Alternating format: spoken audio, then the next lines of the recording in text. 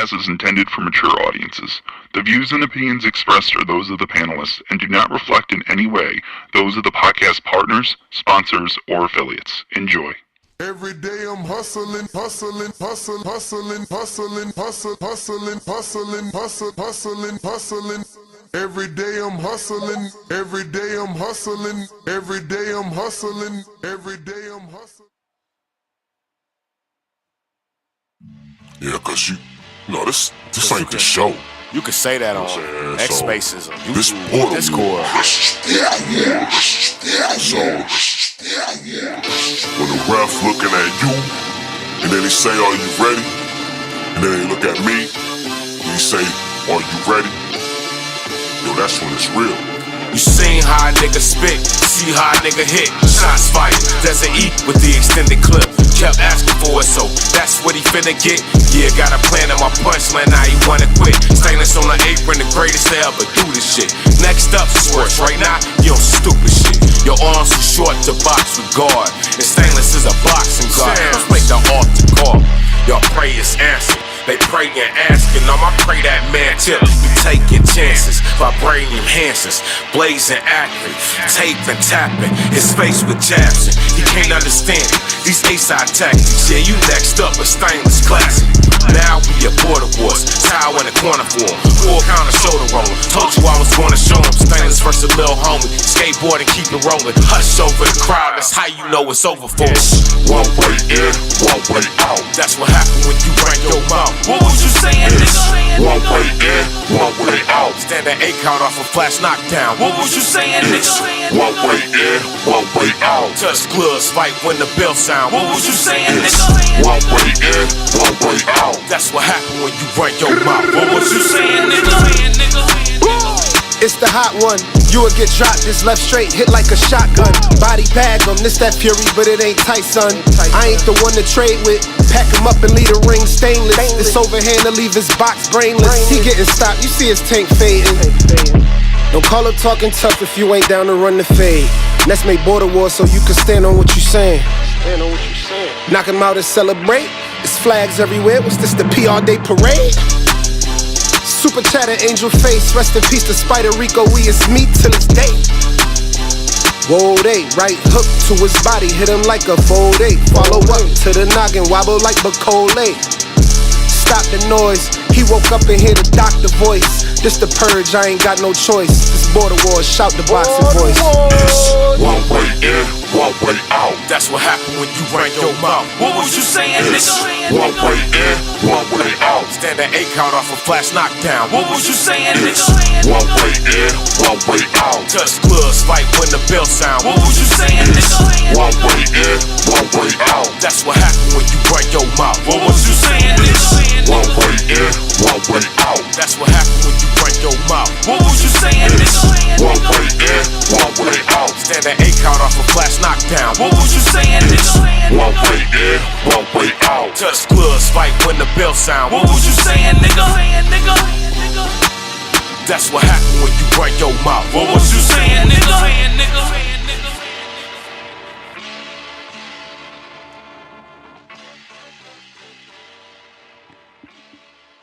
What up, what up, what up, what up, what up? What's going on, ladies and gentlemen? Welcome back to another edition of the Boxing Voice Radio. Good morning.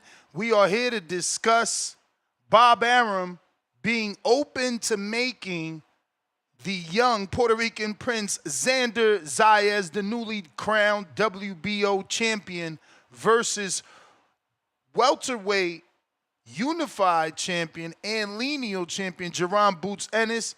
Jaron has been in the media for some time now, and it has been, heavily reported that he is going to make his move up to 154, a division that Xander will be already waiting for him as the champion. Ennis is the number 4 in those rankings, hence why Bob Arum already talking about this mega clash. So, we want to obviously discuss this with you guys since Arum is open to it. A lot of people thought maybe Arum would try to steer Xander Zayas away from the young phenom in Boots Ennis. We also got to talk about Errol Spence finally looking like he's gearing up for a ring return, or is this just another Errol Spence fan tease? We haven't seen Errol Spence since his loss July 29th, 2023 at the hands of Terence Bud Crawford, who is now moving up after winning the title at 54 to 68, 168 pounds to challenge the pound-for-pound king, Canelo Alvarez. But Spence posted Church Day with a post on his Instagram showing some gloves and some shoes that he was ready for action or just finished getting in some action in the gym. You know, does this mean Spence is finally ready for his own junior middleweight run? Can we see the junior middleweight division turn into pure fireworks with the inclusion of Xander Zayas as a champion and Errol Spence, as well as Jaron Boots Ennis? Once upon a time, Ennis wanted to fight Errol, called him out as a welterweight. Can these two finally meet each other at 154?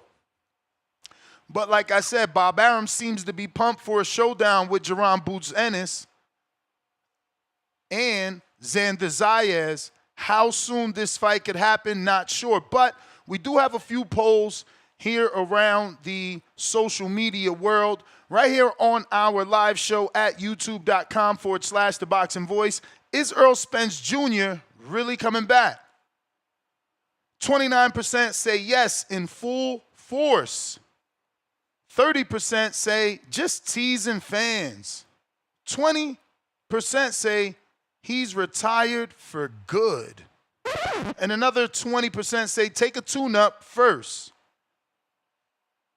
And we got a couple other polls on X. We did put out another poll question. And we're asking, Spence's gym post, is it a real comeback? 13.5% say yes, strap season. 27% say fan tease only. 21.6% retired for sure. 37.8% says I'll wait and see. So no one is believing in Spence any longer. Because we've been here before where he posted like it seemed like maybe he was going to be coming back, and then it ends up he's not really coming back, and, you know, it just doesn't work out. Hopefully this could mean a return. You know, boxing definitely needs Spence. He's a big name. He attracts a lot of economics to that Dallas Cowboys stadium. And, you know, if he can get a tune-up, maybe fight Earl versus Keith, tune up in Dallas, and then, you know, lure in a Sebastian Fundora for a big-time Dallas fight. But over on our Discord, if you haven't joined our Discord community, you're missing out. But over on our Discord, we have another poll where we're asking, how do you see Ennis at 154? His success level, undisputed soon? 17% believe he'll undispute soon. 17% calling it a tough adjustment. Obviously, he's moving up to a different weight class. 50% believe stronger, so he will be a KO machine. 17% believe he will go back down. He'll figure out that that weight division may be too big for him. So this is what we're going to be talking about. Obviously, Errol Spence and his quote-unquote Church Day IG post. Is it legit? Is it a sign of a 2025 comeback after 2 years out? Or is he just teasing fans with this latest gym post? And look, he's a fighter, former champion. This is how he keeps the weight off. He loves to train to keep the weight off, not necessarily train to fight. You know, he's entitled to do that, but we do have to discuss his posts. In the fight with Crawford, he did say he was struggling to make weight. Could this mean He's finally moving up. Spence's retirement roller coaster. We need to talk about that. You know, he continues to deny rumors that he's retiring, but he sends mixed signals to us fans with different cryptic IG posts. Is it time that we demand for Spence to let us know whether he's in or out? Are you coming back or not? I know not too long ago he posted that no one's going to rush him. Something like that. I don't want to be misquoting him, but you know what I'm saying. At the end of the day, he is sending mixed signals, and little posts like yesterday's post reignite the fire in fans. His fan base gets crazy. They want to see him back. And again, boxing economics needs Errol back. Xander Zayas, he won that WBO title. Great win over Jorge Garcia, who defeated the undefeated Charles Conwell. How did you think that 22-year-old handled the early pressure from a Jorge Garcia? Did he prove he's ready for the elites like a Jaron Boots Ennis, who technically is considered elite because in the division below, he not only became a champion, but he unified versus another champion, plus was crowned the lineal champion of said division. Is Xander ready for an elite like Jaron Boots Ennis? I need to hear y'all breakdown. Let me know which guy will be dominant. How would this fight play out? Is Bob Arum's hype over Zayas and Jaron just, you know, more promoter mumbo jumbo, right? Is he just trying to attach the young Puerto Rican Prince Xander Zayas to the once-in-a-lifetime talent in Jaron Boots Ennis to give him some clout? Or is this the next big Puerto Rico-Philly rivalry? Let us know. Let us know. I mean, can Jaron tap into his B-Hop and Zayas tap into his Tito Trinidad? Let's talk about Ennis's move up after dominating Stanionis. Is the 154-pound division Ennis's new playground, or will he be forced to realize that these are some big boys? Are the weight drain issues over? Is he done chasing the IBF? Is that why he's ranked in the WBA and the WBO? He doesn't want that nasty rehydration clause again? Who do you predict will be his tune-up before he actually gets in the ring? Can you see him going straight into a Zayas fight? Or based off all the rumors and offers that have been out there, do you see him taking a lesser challenge than the champion Xander Zayas? Once again, we got polls all over. Over on our YouTube community page, we have the big one. And that one is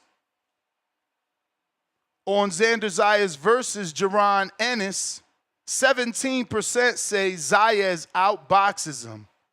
37% say Ennis KOs him early. 37%, wow. Zayas by late stoppage, 3%. Ennis on points, 44%. So Ennis with a whopping 81 percentile, right? Or is that 81 percentile, right? So, damn. No one giving Zayas a shot in the Jaron Boots Ennis fight that Bob Arum seems to be, you know, ready to make. But we'll go out to Lowe's Nose Boxing. What up? Good morning. First caller of the day. Yo, top of the morning. That's what's good, my brother. Buenos dias. God bless you and your family, bro. Appreciate it. No doubt. Shout out to Punch. Me and him was having a heated back and forth yesterday about an interesting stat. You know how you always say how many fighters have wins over current undisputed champions? Well, Punch was talking about Tio, saying that Tio has wins over 2 current pound-for-pound fighters. And I did my investigation, come to find out, he actually has a win over 1. That was Lomachenko, because at the time he fought Josh Taylor, even though Josh was still champion and still on paper undefeated, Josh was coming off of a layoff and a controversial win. So he was removed from the pound-for-pound list. So then I started doing some further investigation on that.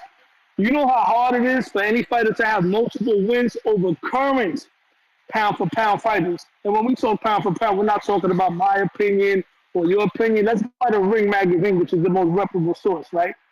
There's not that many fighters that have 2 or 3 wins over current pound-for-pound fighters. The only ones that I could think of that have multiple wins over current pound-for-pound guys is Ray Leonard, Floyd, Manny Pacquiao. Everybody else might have probably 1 or 2. That's a very interesting list to a stat to investigate. That's a hard one to have a lot of wins over pound-for-pound guys.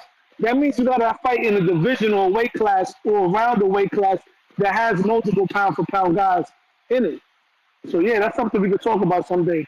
But as far as Jaron Ennis and Xander Zayas, I'm going to be honest with you. I like Xander. I'm rooting for him because he's Puerto Rican. I appreciate his dedication to the sport. But I think that Jaron Boots Ennis is too much for Xander Zayas. Xander has absolutely no advantages over Jaron. Jaron got the speed. He got the special effects. He got the power. The only thing I can say, Xander probably has a little bit better fundamentals, but I think Jaron Ennis beats Xander Zayas. And I'm not sure Xander Zayas is going to be much of a factor at 154, but hopefully he surprises me and becomes someone who gets wins as an underdog. As far as Errol Spence Jr., all due respect, I don't really care about anything to do with Errol Spence or any topics of Errol Spence.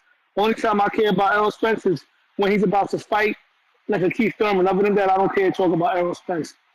But yeah, Xander Zayas and Boots is going to be interesting because in Philadelphia, there's a lot of Puerto Ricans out there, right? And Philly is a place that very they root for their own out there, right? And I can vouch for that. However, when it comes to a Puerto Rican versus a Philly fighter, the Philly Ricans are actually going to go against Philadelphia. They're going to root for Xander Zayas. You know what I'm saying? It's very different. The blacks in Philly will actually root for a Philly Rican over a black American that's not from Philly.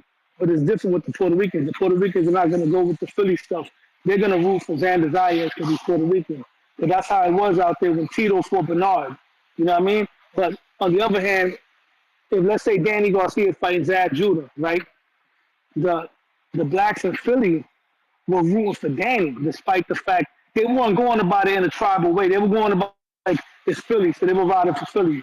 But the Puerto Ricans don't do that. They'll ride for Philly, but if it comes down to a Puerto Rican from the island against a Philadelphia native that is not Puerto Rican, Puerto Ricans are going to go for fighters that come from the motherland. Yeah, what you think about Boots versus Zayas? Who do you think wins that fight? Boots and who? And Zayas? Yeah. I mean, it's tough to say, man. Zayas did a really good job boxing. He showed good feet, too, you know, and feet gave Boots an issue. The only fight we could look at that was an issue for Boots was the Karen fight, and it was the feet. So, you know, not only does Zayas have good feet, he's got great fundamentals, right? And he's a better boxer in terms of offensively than Karen. So, yeah, I mean, it's up to Boots to show us that he could deal with boxers. Yeah. Xander's definitely better than Karen. Absolutely. And he is, even though he hasn't knocked nobody out, I wouldn't go as far as to call him a pillow-fisted fighter. He's not. I think he has pretty respectable power where dudes are not just going to walk through him like, you know, he's not a Paulie Malignaggi. He got respectable power. But Boots Ennis strikes me as the type of fighter that might have an iron chin because even though he hasn't been in there with a puncher like that, when he gets hit, like he has no reaction. Like some guys get hit. And he rolls with it. And he always rolls with shots. You know, it's not like he getting hit flush. He reminds me of Canelo when he takes a shot on the chin. Yeah, a lot of old school guys, Duran used to do that too. He would turn his face. But even when he's gotten hit clean, in fact, he did face a couple of punches because Delorme, he had pretty good crack. He hit him with a good shot, and Boots, he's like a Terminator. He gets hit. he give me that Triple G / Canelo effect. Like he could take a big punch, he would have absolutely no reaction at all to it. So I don't think Xander has anything for him. He probably would give him some trouble with the movement and stuff like that. But Xander, even though he moves, he doesn't strike me as a runner. He's not gonna run. He's gonna try to win. And because he's gonna try to win, he's still gonna put himself in the wheelhouse. And I got Boots beating him, bro. I mean, I'm gonna be real with you. I don't really have Xander beating anybody up there. I don't see Xander beating Fundora. I don't see Xander beating Backlund. I don't see him beating Boots. Him and Virgil will be a shootout, but I think Virgil's stronger, got more power to him. Yeah, man, Xander got to prove me wrong. If he does it, kudos to him, because he's gonna do it all as an underdog, a la Danny Garcia. So we got to see how that plays out. You know what I mean? Word. Yeah, All but right, anyway, that's champ. my call, and that's I got to go back. Yeah. If you want to call in, Discord is available. X Spaces available. Let me get those links together. We're talking the possibility of Jaron Boots Ennis facing the new WBO champion Xander Zayas. According to Bob Arum, he would love to make this fight.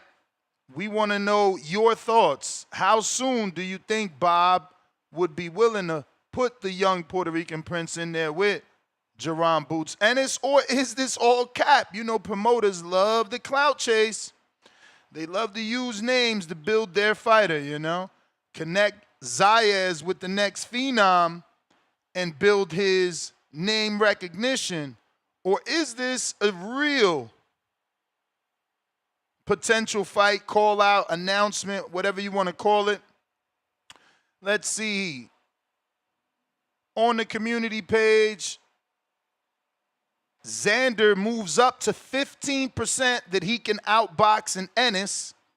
Ennis moves up to an even 40% that he will KO Xander early. Zayas by stoppage remains a measly 3%. And Ennis on points, 42%. Over on our X post, Spence Jim post, is it a real comeback? Yes, sir. Strap season, 14.6%.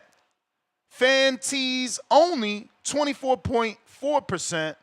Retired for sure, 26.8%. And I'll wait and see, 34.1%. So people prefer to wait than to believe the hype these days. And here on the YouTube Live, is Errol Spence Jr. really coming back? 29% say yes in full force. 31% say just teasing fans. 20% say retired for good. And 21% say take a tune-up first. Looks like we got Capicu. What it do?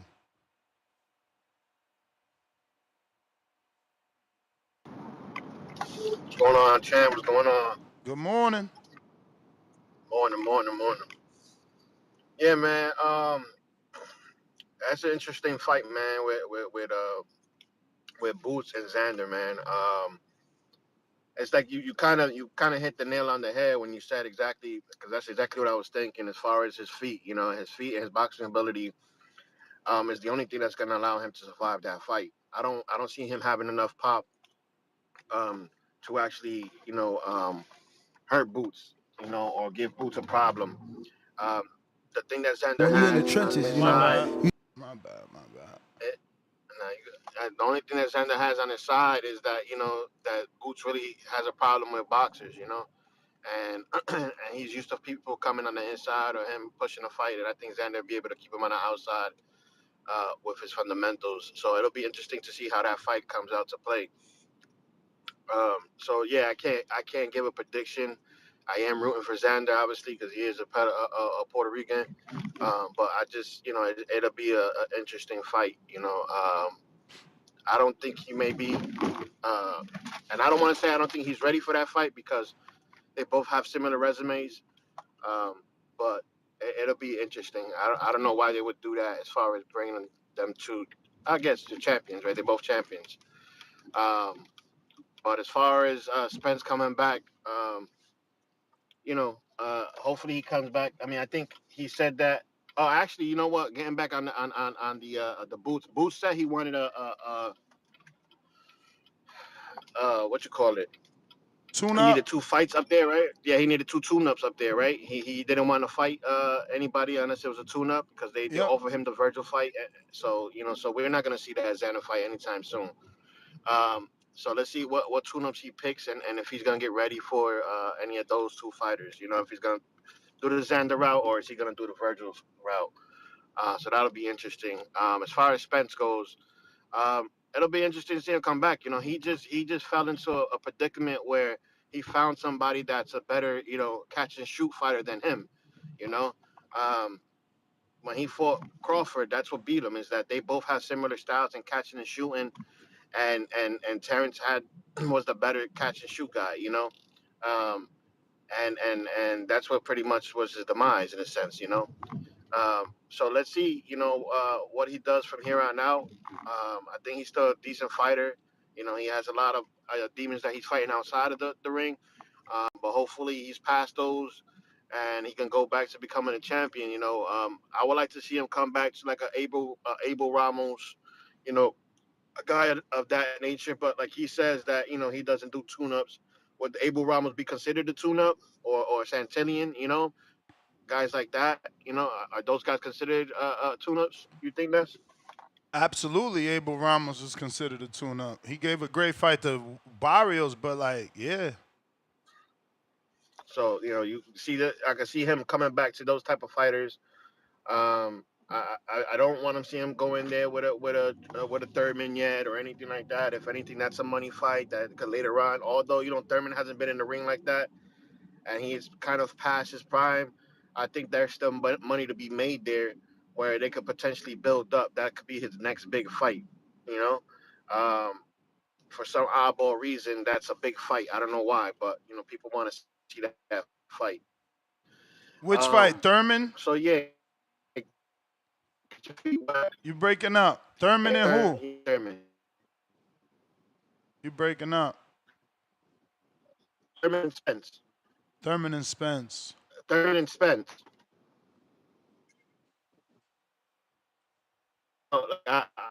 That's a big for some reason. I don't know why, but I'll be breaking up right now because I'm Yeah, you breaking up. crossing towns and shit, and I'm in the fuck. I Hello? hear you now. Yes, Hello. we hear you. Yeah, I was crossing borders of town, so I'm crossing borders of town, so it always does that when I cross the border of town. Yes. So I don't know why that's a big fight for Spence and Thurman, but that's the next big fight for Spence right now. So I think he could get a fight, one or two tune-ups, and he'll be all right. But that's really all I gotta say. Appreciate you, Ness. All right, champ. All right. So we want to go to the Bob Arum quote God. Man. because there seems to be some confusion. But this is Bob Arum's quote by the ring. I'm assuming he said it to the ring because there's no source. And it says, and I quote, "I think Xander Zayas versus Jaron Ennis would be a terrific fight. Ennis is a really good fighter. That would be a major fight." End quote. Bob Arum on Zayas' next fight. Next fight.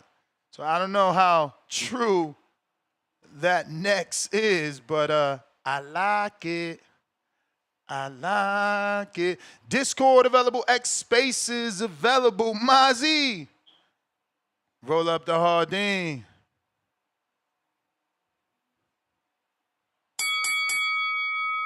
Yo, can you hear me? Yes, sir. What's the word, man? How the audio sounding? I know I'm in the gym right now. I don't want the music feeding back and shit. Straight so far.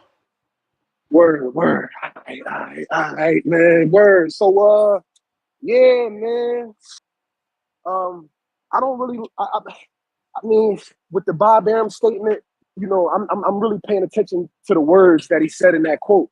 He said it just would be a big fight. I mean, He ain't saying nothing that we all haven't been saying this week. Yeah, it'll be a big fight. Is you gonna make it? You know what I mean? That's the question.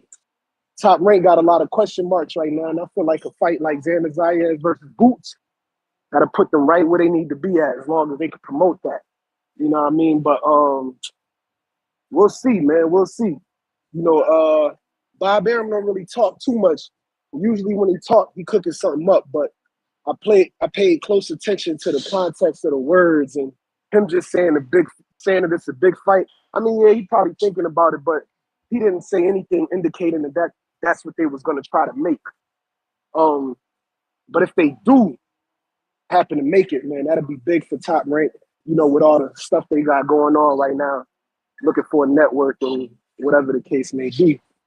But yeah, and if that fight was to happen, for Boots to step right into 154 and go into a Xander fight without getting acclimated to the weight, without having that tune-up, it just depends. It leaves it leaves a lot of questions. Is that power gonna come with him up there to 54? You know, if it does, and he boxing the same way he been boxing at 147. Hey man, Bob Arum got another fight. quote in the article that says that fight can happen sooner rather than later. You know, he's bigger. He's bigger on the Ennis fight than the Sebastian Fundora fight and the Bakram fight. Okay. Well, now we talking. It says the junior middleweight division has a ton of names. Sebastian Fundora to Bakram to everyone else in between. The Puerto Rican will have his work cut out. Arum likes all those matchups, but while those future opponents will be anything but mundane, Arum has his eyes on a certain fighter who hasn't officially arrived to the weight class. So, yeah, he prefers Ennis over everybody. Oh, all right, as his next fight. Okay. Allegedly, again, it could be promoter clout chasing.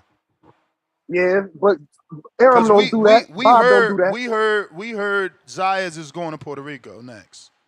He's on a co-main with Juanma's son. Okay, so that'll probably be a little warm-up that he get for Boots.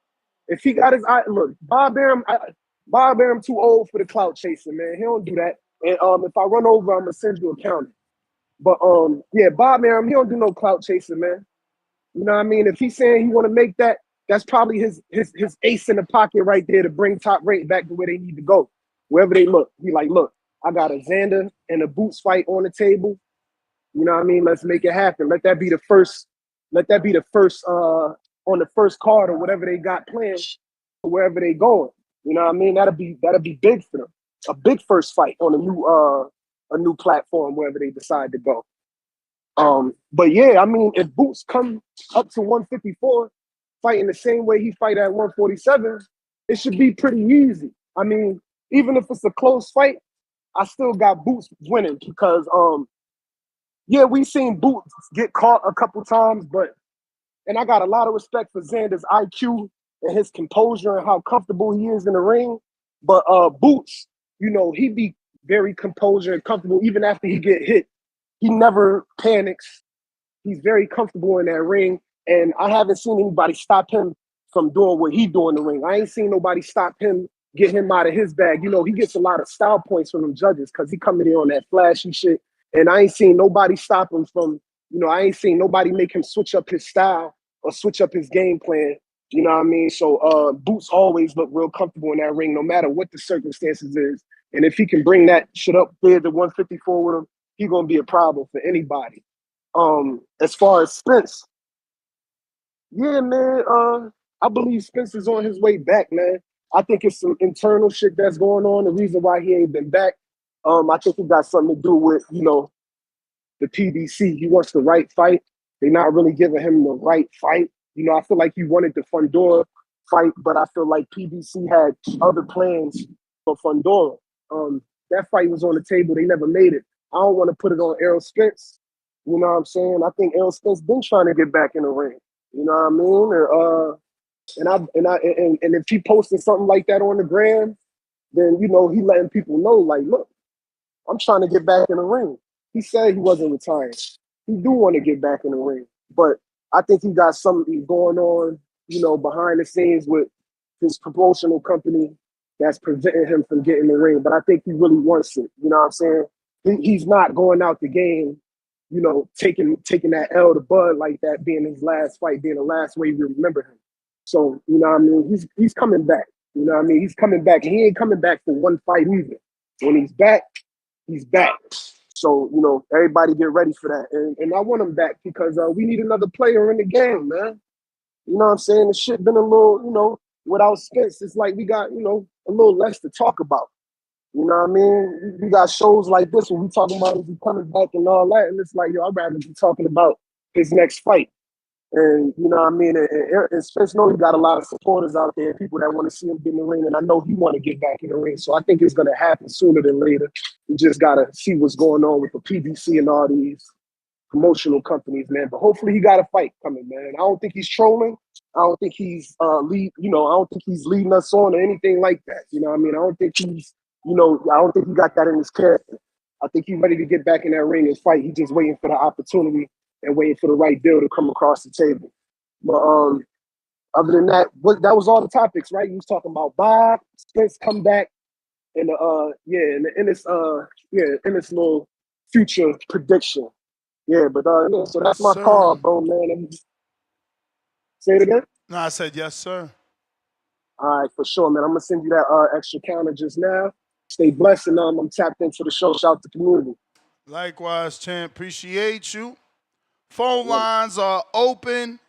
We talking the future matchup with Jaron Ennis taking on the newly WBO champion Xander Zayas. If you're listening to this on X, go ahead and hit that retweet, repost. If you're watching on X video, same thing, retweet, repost. That's going to help with the visibility of the show. Put this episode in the eyes of boxing fans. Don't know we rocking out. And it'll help us get some new callers, keeping the show going, helping you get through your work day. We got big money in the building. What up? Yo, what up? Top of the top to you. Good morning. Nuts. Good morning. Yeah, man. I don't know, man. I when I think about, because I listened to that interview, I know that Ring didn't quote that it came from YSM. That's nasty work.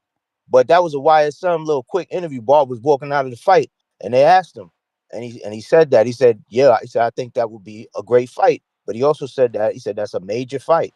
Yeah. And when I hear Bob say major fight, I think that means he wants a build-up. You dig what I'm saying? Yeah, but the quote in the article with the ring is that fight can happen sooner rather than later, end quote. That was Bob's words? Yeah. It says, look, Ennis has the talent. Still, Arum won't instruct his champion to eschew him.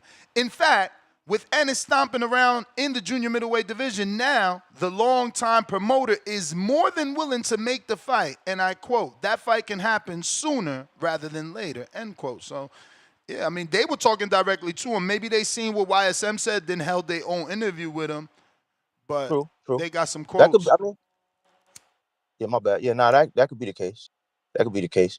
I floated Jesus Ramos' name before. I heard somebody else say that it might be Jesus Ramos. I know. I thought I heard someone say that too. I don't know if it was you, because I felt like someone called into the show saying it's supposed to be Ramos. I didn't say it was supposed to be. I was saying, when I said it, I think that might not be a bad idea. Ramos is what? He's number 2 in WBC and WBA and 7 in IBF and WBO. You know what I'm saying? Like, he right behind Boots and WBA and not WBA. But he's up there. You know what I'm saying? He's a top 10 dude, and he has nothing to do. You know what I'm saying? And he's tough. So I'm thinking if they gonna do something with Boots that we don't know, because I don't see the Xander Zayas fight. Even though, and I get it, maybe it is clout chasing from Bob if he said sooner than later. Because I don't see that happening that fast. Like, why are they throwing him in there with Boots right away? You know what I'm saying? I mean, think about it from a stylistic standpoint. Xander boxed better on the back foot than Karen. Karen gave him problems on the back foot, but didn't offensively box. Xander won a fight on the back foot, and he's taller. Right. He's taller, he's longer, he's younger than Ennis. Maybe he's just looking at it like the time is now, kind of on some Floyd Canelo shit. Yeah, and Xander, to that point, Xander definitely would be trying to fight to win. You know what I'm saying? He wouldn't just be trying to make it through. So, I don't know, bro. All right, man. Peace. All right, all right. Oh no! Richard Steele stops the fight. What's up? What's up? What it do? I got some facts real quick, cause people say that Fundora is too good for Zayas. Um, Fundora actually got knocked down by Lubin and Mendoza, who height is 5'10" and have a 72-inch arm reach. Okay, Xander has a 74-inch arm reach, and he's 5'10". Okay, that's one thing. I would like to know from any caller, when has Jorge El Chino Garcia been knocked down? I would like to know, because if that man is that tough to fight, then why are we judging Xander Zayas for straight up boxing, landing over 40% of his punches against a guy who's never been knocked down? All right? Xander Zayas is ready to take on the world. Shout out to Top Rank for creating legacies and champions. Abdullah Mason will be the next new youngest active champion. Fundora at this moment is too big of a name for Puerto Rico, but we might see him in New York City in June. You know how they like to fight right before the Puerto Rican Day Parade. Now, there's different fights to make it happen at 154. It's all about promoters doing their job, etc. But the funny thing is, it'd be funny if Top Rank, after Crawford fights Canelo in September, try to line up Tellers and Zayas to unify, and that's my call. All right, Philly Rican, appreciate you calling in. You see, I'm a guy that was raised in a household that my mom was God-fearing, you know, heavy Pentecostal Christian, you know, the long skirts, all that shit. So I give hella second chances. That guy right there, his name is Philly Rican from Philadelphia. I don't know if y'all remember him spazzing on me and cursing me out and all that crazy shit, DM me some weird shit. But I'm all right with that, man. I understand that y'all are passionate about your favorite fighters, man. You keep calling in, man. Ness don't close the doors on y'all. He changed his name and everything. We got you, champ. It's all good. We still fuck with you over here. We want your calls, man.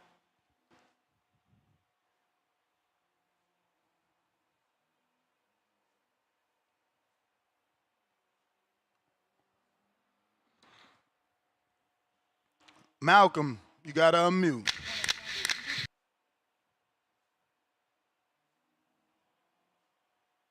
Malcolm. You might need to jump out, jump back in. Over on YouTube, let's go to the first super chat of the day. Juice, $2. Earl versus Castaño, both off super long layoffs. I love that fight. That's a real fight. For real, that's a great fight. Castaño deserves a comeback. Perfect fight for Earl. Like you said, both have a long layoff. I like that fight. Castaño's always been a real 54-pounder. We know what he brought to the table, right? So if he comes back versus Earl, the only doubt in our mind should be, is he still the same? But other than that, you know, we know what he brings. We know what type of style matchup that is. That's a good fight for Earl. That's a good fight for us, for TV. That's a good fight. He's going to push Earl for sure. I like that one. Good matchmaking right there. Machine Gun Matt Garcia. $5. We're gonna get the Dr. Dre Detox album before Spence's comeback.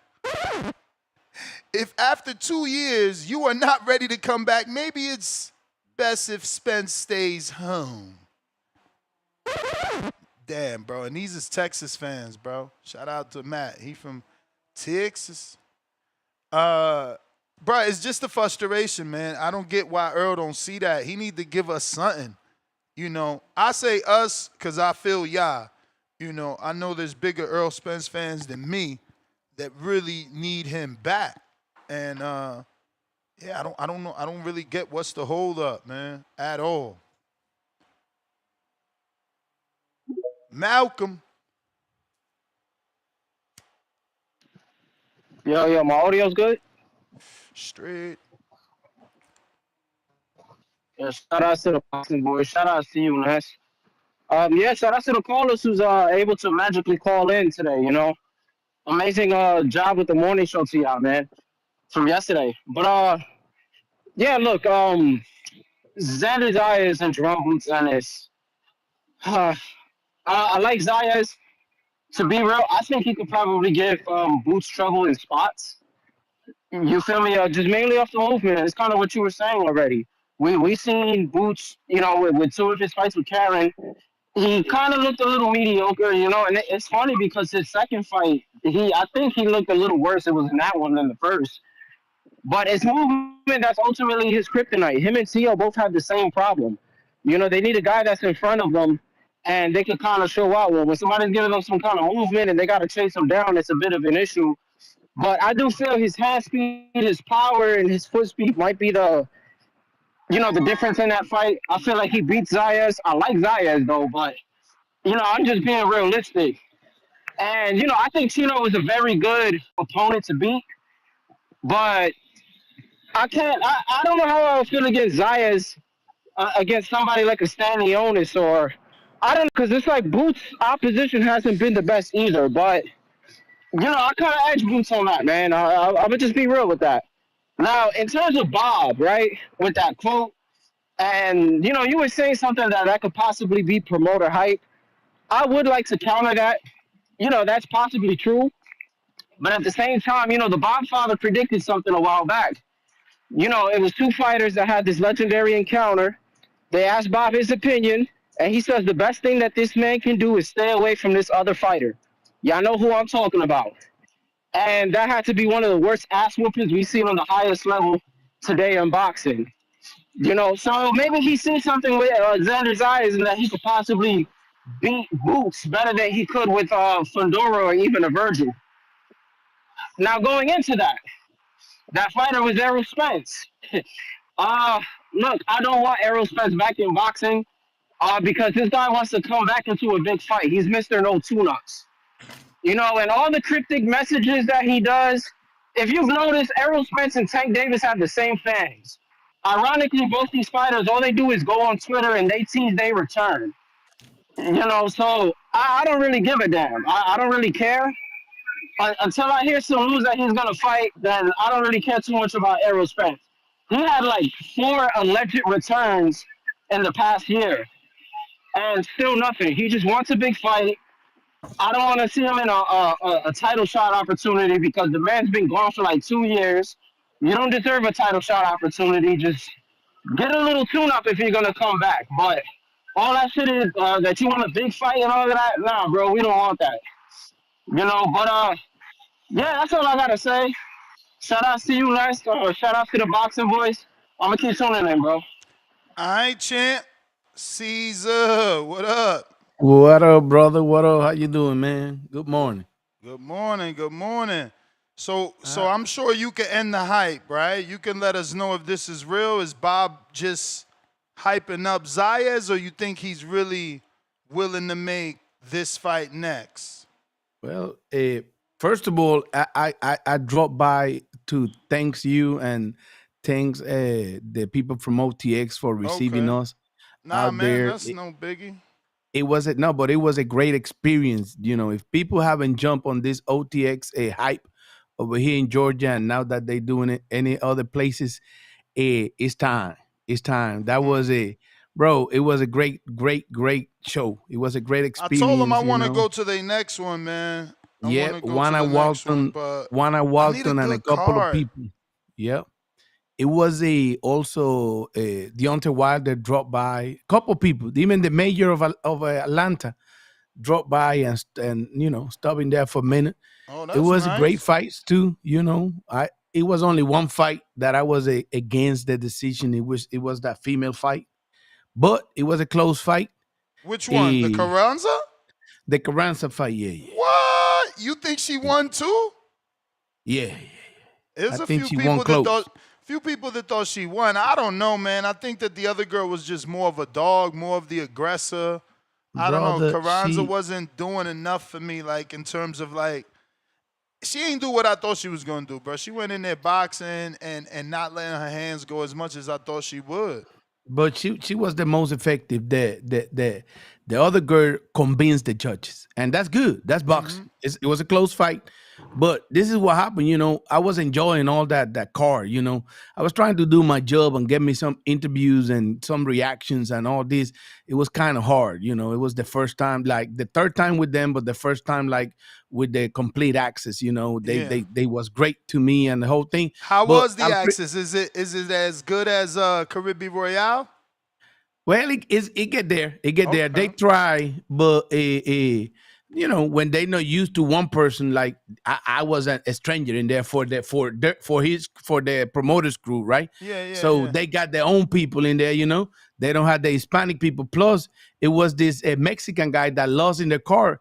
He was the biggest draw, brother. He put people in them seats Damn, what hard, was his and then name? Do you remember? well, I don't remember from the top of my head. I got the message from him. Is I got it here. I got it here. Julio Gomez. Bro, it was an entertaining fight, and the people who he draw in there make it better. Make it way better. The Lugos brothers, they brought a lot of people too, and O'Shea too. She brought a lot of people. Well, it was great, but I told them, look, the biggest draw was that Mexican that lost, and he's like a kind of a, a, a, a little superstar in their area. That Mexican, he come to fight. He lost that fight, but it's not a problem. They're gonna keep going with him, and it was great. It was a great experience, but while all that was happening, right? In the area where I was sitting, it was these two guys. I look at them and I say, I know them. One of them, I say, I know him. And it was two judges, right? One from the WBO, one from the WBA, right? Or both of them work for both of the organizations, but they got different jackets on, right? So I talked to the one I know from the convention at the Carib Royale, right? I said, "What you guys doing in here, right?" And they said, "Well, I'm training him. I'm trying to like teach him from here to see, what we see in there, right?" So I hear them talking about judging that female fight because it's a 2-minute fight. It's hard to judge, right?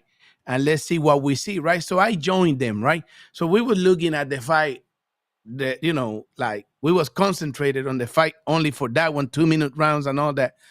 So for my surprise, the way I annotated, it was like closer than it was the Carranza side close, right? But the other guy, the most experienced guy, the most experienced judge, he annotated exactly 100 to 90, just like the one of the judges got it for Carranza, right? And so I was like, yeah, it's true what we saw. We saw her winning. I see it closer, because I know when this girl pushed it. But at the end of the day, it was a close fight. And what you said, Carranza didn't push it to like let the judges know, look, I want it. I want to convince you. That's And how I felt. I O'Shea, felt she wasn't convincing enough. yeah, O'Shea just got not the best night ever, but got her people in there and convinced the judges. It was a close fight, and all the other ones, yeah, it was a. I mean, I think women's boxing, because it's women's boxing and it lacks knockouts, if you're the aggressor, Franchon Cruz, O'Shea Jones, even Clarissa, because she comes forward. She just comes forward, very good skill, combination punching. But you gonna get the win. They looking for aggression. That's why Amanda gets so many decisions, and even when she don't win, they saying that she won. You know what I'm saying? Like, think about what's this other girl's name? Bumgarner. Bumgarner, yeah. Whoever's the aggressor in women's boxing wins. Michaela Mayer Isak too, but Cruz. Yeah, Michaela Mayer. She's always the combination, but she gets the win. If you more active, if you letting hands go, man, they giving you the win. It's hard to they always gonna pick an aggressor in a boxing match because a women's fight is always a boxing match. There's very few knockouts.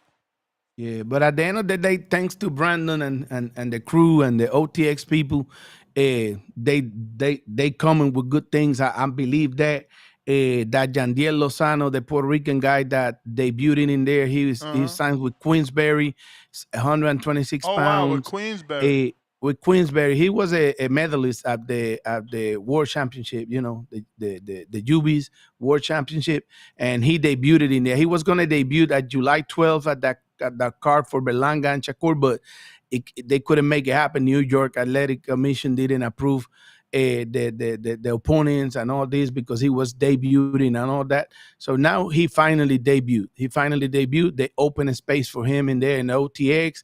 He got a good draw too, and now we got to keep a look at him.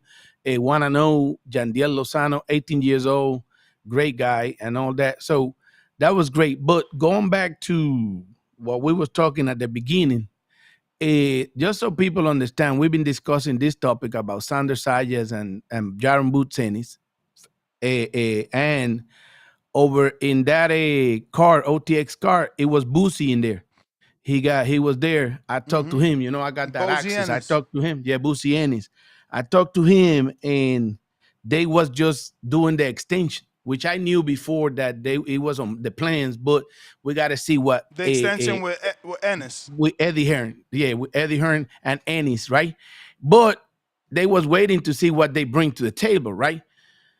So what people need to understand is Bob Arum is a great promoter. It's just like Eddie Hearn is becoming, like how to sell that the people think this, but happen something else, but my fighter is still on top and people talking about him and all that, which is what promoting is. You know, you promote your fighters, your stable, and you promote your events, right? So that's exactly what you said is what Bob Arum do. It's no plan unless Xander change his mind. It's no plans for put Booz Ennis and Xander Zayas in no ring at the same time at any moment. If you look at the build-up of this last fight of Xander, in one of the interviews that it was already a cut put out, a clip put out, he said, I'm already not making weight the right way, so I'm planning to go up, you know, soon Xander? To 160. Yes, Xander. Oh my God! Already clip is out. again? And you know, when this happened, it's because when they told him, you know, shoot it out right there, it's because it's coming, right? So that's the reason why they got this promoter sitting in there. But I'm hearing he's gonna defend the title in Puerto Rico versus in Puerto Giovanni. Rico. That's what I'm going. It was that's why they going right quick. They're going right quick to find this Puerto Rican promoter, which they need to promote in Puerto Rico, and they got him in there. He was when one of the shots in TV, you can see Javier Bustillo from Universal Promotion in there. He ain't had no fighters in there. He just was invited by Top Rank, and he's the one who probably got to make that fight happen in Puerto Rico in December, right? Universal Promotions deal with a Mushroom before with MVP in Puerto Rico, make great fights. Those are the ones who was going to do Berlanga before Berlanga start asking for a lot of money. And you know what happened at the Caribe Royale? They put him on the undercard instead of the main event. They put him co-main event, the whole thing, right? So now they in a hurry to fight Xander at 54 in December. In a hurry.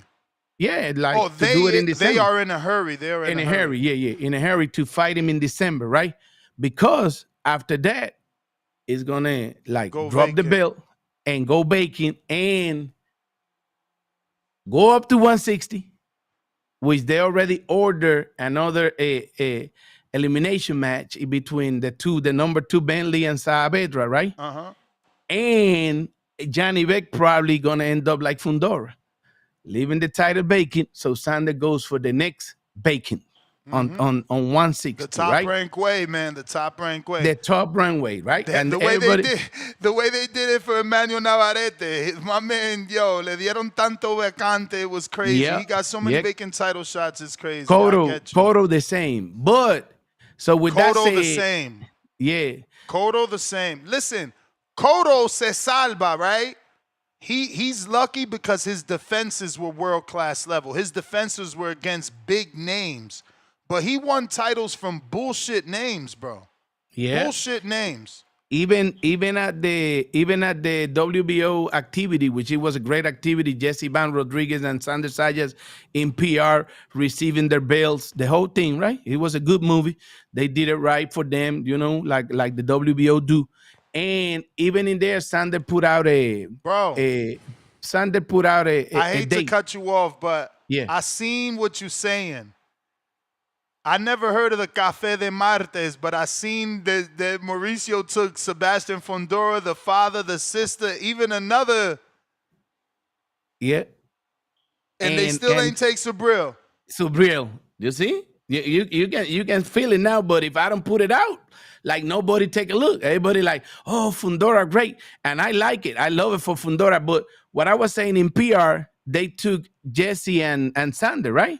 And Sander put out like Cotto win his title on July 26, 2017, which is a wrong detail. He did it in August 26, a day before my birthday, 2017. And the only thing that they got similar is that both of those titles was vacant. Sander in 2025 and Cotto in 2017 for the 154-pound title. They both was vacant. Cotto win it on the August 26th and he win it on July 26th. He tried to put it out like if it was the same date but in different years, which is, it was a wrong detail. He maybe got it wrong from somebody. Somebody told him wrong. He didn't look at box rec, but that's not a biggie. The thing about it is that what's coming is that they're gonna try to make him a good first a defense of his title in Puerto Rico, right? And probably Top Rank gonna put out. They told him, right, that he was going to Puerto Rico to do his first title defense. Xander Zayas. His first title defense in Puerto Rico, right? So if that happened, which is another thing, Xander been in his media tour, right, in Puerto Rico. And he been talking to the media out there, and everybody been asking him, hey, it's going to be in Puerto Rico. And all he's doing is cross fingers, because Amanda want to fight in Puerto Rico in December too. And they already got dates already separated in a venue, right? Plus, it's other activities in Puerto Rico that might don't have the right venue for him. Because they already got booked and all that, and so and the rest of the details. So maybe he do, maybe he don't, but he gonna do it in December. Maybe he end up doing his first title defense in New York again, and we gotta see what Top Rank gonna do for streaming and all that. But at the end of the day, it's just gonna be a regular title defense, against somebody that they're going to insert in the rankings, like, like put him in there. And at the end of the day, maybe the title is going to end up vacant. Boots is going for the vacant title at 160 for the WBO. That's why they put him already in there. And he going up for the vacant title at 160, So that's the most expected route. Like it's the top ranked route. And that's what it's been on the move. Things can happen, you know what I'm saying? Things can change, with all this Turkey and Adames that they fighting for money now. I talked to some people close to the thing last night, and Adames and his crew fighting for money now. Like they wanted to get the more money available to fight Johnny Beck for to unify Oh, with now Johnny you Beck. You know? believe it. Now you believe it. No, Hey, I last had to time you believe was it. on, but last time you was on here, I said that that's what Turkey's saying. You made it seem like Turkey's lying. At that time, what I was questioning is how he brought it up. Now they are talking about it, but now they talking about money. Last night when I found out, it was a conversations. Now is about money. Now they struggling about money. Now they looking for that money, because they know it's risky with Turkey. You see what happened with Shiraz, Adames went and win it, and they did that draw, and we criticize that. I hear you. Keep But going. so he said, we need that money. We need that money if they want to make it happen. If not, I Yeah, go but with the mandatory. listen, I'm not mad. I'm not mad at anybody for trying to get the most money, bro. Mm-hmm. But Adames, it's gotta bother you and me that a man who's been calling for this particular fight for this long is now the person that's stopping the fight from happening, bro. Yeah, that's why I he try been to talking tell him all about the time. he been talking about Johnny Beck and that Johnny Beck is scared for so long, and now we really get somebody trying to buy this fight, and I don't know, bro. And I don't care, honestly. Like, that fight ain't even big enough for me to care. It's just, unfortunate that this is what we're reporting on. This is what's being reported, that, like, the man that wanted it is now stalling it. That's why I keep it quiet, because I'm going to find out regardless. I'm going to talk to the right people and see what's going on. But Adames just he don't talk to much people, Nope. and the people who he talk in the media right here where we at, right, it's not the right people sometimes. Giving the wrong advice. If you're gonna like run your mouth, it's because you're gonna make this fight happen. You ain't gonna get stuck and people like talking about it, and then it's probably not gonna happen because of you. So and we can tell him, but if he keep doing what he doing, you see Puello and you sabe que yo soy un chismoso for my English speaking audience, basically which I say I am every day, messy. Are you taking subliminal shots at Broadway Joel? Oh, damn, Yeah. I'm a fucking reader, bro. Straight up. I'm a Straight reader. up. I knew Straight it. up. Call me Straight up. Messy Nessie. What happened? Straight You up. think Broadway Joel is the reason the fight didn't happen? You think he's giving bad advice? No, Broadway Joel ain't I know no idea what he doing, but he got good intentions. He just don't have no idea of what boxing business But how is. you know that he is the one that gave the bad advice? Is the only one that Adames talked to. Did he come to your program? No, he didn't come here. But I mean come on, that's a wild accusation. Then I thought you had more than that. Hold on. Did he answer your text messages? Nah, man. Nah. Okay. Did everybody say the same? Like he don't answer nobody? Yeah. And all we want is information. All we want is to do the right thing for him. Yeah. Right? So yeah, but he didn't. I don't think he answered Joel either. Well, he had Broadway Joel program. When? Plenty of times. Yeah. But Plenty of times. Okay, plenty of times, but not since this negotiation. He's gone dark on everybody. He been dark on everybody, right? And then you got your favorites, right? I'm saying everybody got their favorites. A lot of people come up here. A lot of people go to blue. A lot of people go to different ones, right? Yeah. In the same thing happened in Spanish, right? But at the same time, people go first to their people, right? And then come around, shoot them around, right? Or at least answer and say, look, or their team answer. With Adames, it's crazy. It's no answer. It's crazy. And I interview him, not a problem. I was the first one who interviewed him before he became a champion in Vegas. Remember, I went to visit you too in Vegas and all that, the old ThaBoxingVoice in the old place. But it's crazy with him, but yeah, it was a couple. I do it. Me and Broadway ain't cool. He did something wrong to us as a Boxeo Urbano Network family, and we talk it and leave it behind. But with the Adame thing is something that is real. That he have to work with it because look all that craziness he did in Twitter and people just putting that out, right? And then Yo, no fight. I think I saved you. You gotta stop doing that. Why? I haven't sent them the message because I was gonna send it. I typed the whole thing about Sebastian. And I'm like, nah. Hey, how you doing? When can we get another interview? Guess where he's at? Where? Puerto Rico. Sebastian Fundora? No. Mauricio. Who? Mauricio. Okay. So we gotta at least let him come back. We don't know. What if he's there with Subriel? Maybe he been out. Maybe he out there to give Subriel his belt. Maybe he did say he's on vacation though.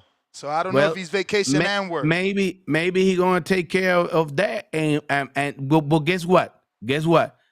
We make it happen. If we don't say nothing, now he was listening that day when I came up here and say it because that's why we got this. That's why we got this to say it, right? Now he's doing the right thing, maybe. And that's great. Maybe he could just be on vacation. I don't know. And that's great. Maybe he said set it up for next week when he's back. So yeah. Well, if he don't do Subriel this week, that you know for fact, right? And we all know now, the whole world knows that he in Puerto Rico now, and he's listening probably to the program, right? Now, if he don't do Subriel out there, at least take a goddamn picture with Subriel and find a belt.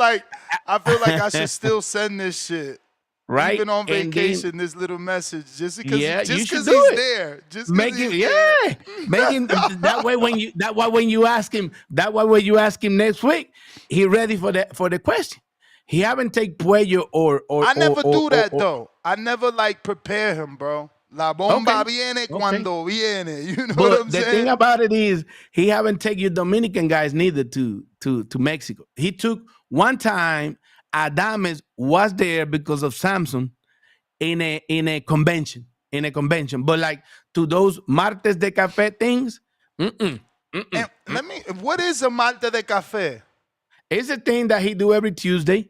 It's like a press conference, and he brings whatever happened. Like next week, is probably gonna be Sandoval in there.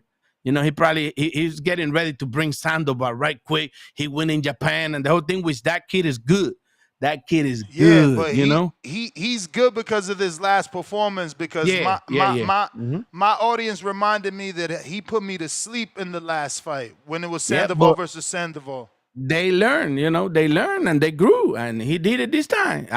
Bro, what I saw in that fight was good, So, and style makes fights too, Styles make fights, and that was a good fight. That was a good performance, but. You have to look now. Do you see how we open the doors? If we don't say nothing, it's no door open. You know what I'm saying? So another one that you should bring here in English. I already did it in Spanish in my side, Boxeo Urbano Network, right? What you need to do also is to call Olivieri, WBO president, right? You got the contact, right? And ask him about Sander. Where we going? You know what I'm saying? So there's been Italians, brother. There's been he's had a little bit of everything there. Well, he got Dalton Smith. Yeah, he's had Dalton Smith. He got Dalton Smith, right? He's had Sebastian. Sebastian is considered non-Mexican because he's Ecuadorian. I'm not saying that he's Cuban. He's Cuban and Mexican. I don't saying he don't have a diversity. You got a good relationship with Freddie? Who's Freddie? Oh no, Fundura. Oh yeah. Oh. Fundoras and with everybody. Okay. Yeah. Hey, and Samson and all of them, right? But what I'm saying is, I'm not saying he don't have diversity in there. He have his way of diversity. What I'm saying, I'm talking about my Caribbean people. Look, fine if you got a Puerto Rican in there, a Caribbean in there, Dominican in there, and you got champions. And he got champions. I don't know if he got if a Cuban ever have a green belt, but I think Rigondo got one of those green belts. Well, they No. invited Puerto Rican Miguel Cotto. Where? When? Mate been de there. Café? So, I but think. what I'm but what I'm saying is Maybe you he right. haven't brought them the McWilliams Arroyo neither, and then he took the title from him with all the other things. You know, they it's a lot of things, man. I asked him in an interview about McWilliams when at that time, but I had to catch him at the venues, where you got 2-3 minutes, right quick, boom, boom, boom. But in a plain interview that he can talk in Spanish and tell people, like, and I've been doing the diligence right there. Boom, hey, look, when we can do it, when it can happen, he don't come. He don't come. He don't do it. So, well, we can see can you be on my interview with him, but you can't be going crazy. No, I never go crazy in no interview. I never go crazy in no interview. They know that. They know that. And you can see all my interviews. They know that. I just want the answers. And sometimes to push the answers, you got to come and do it and tell you guys in here so you guys understand what is happening in Spanish in the other side of the world, because sometimes things don't happen and you guys don't know people because of that. These people ain't understanding that we're in 2025. We're in the global thing. This is global now. This can go everywhere. Boxing Voice has been heard everywhere. Boxeo Urbano Network too. I go to Spain. I go here. I go there. We do the thing, right? This is global. Some people, some of these old timers, they still thinking old timer. They don't understand it. They wanted to, but they don't understand it. And these days you can see it. You can see it. Look, Subriel is a world champion in the WBC right now, green belt. And you take the dude that you want to push to the Martes de Café instead of your champion, because he's still pushing Dalton Smith when nobody won Dalton Smith's fight. Nobody.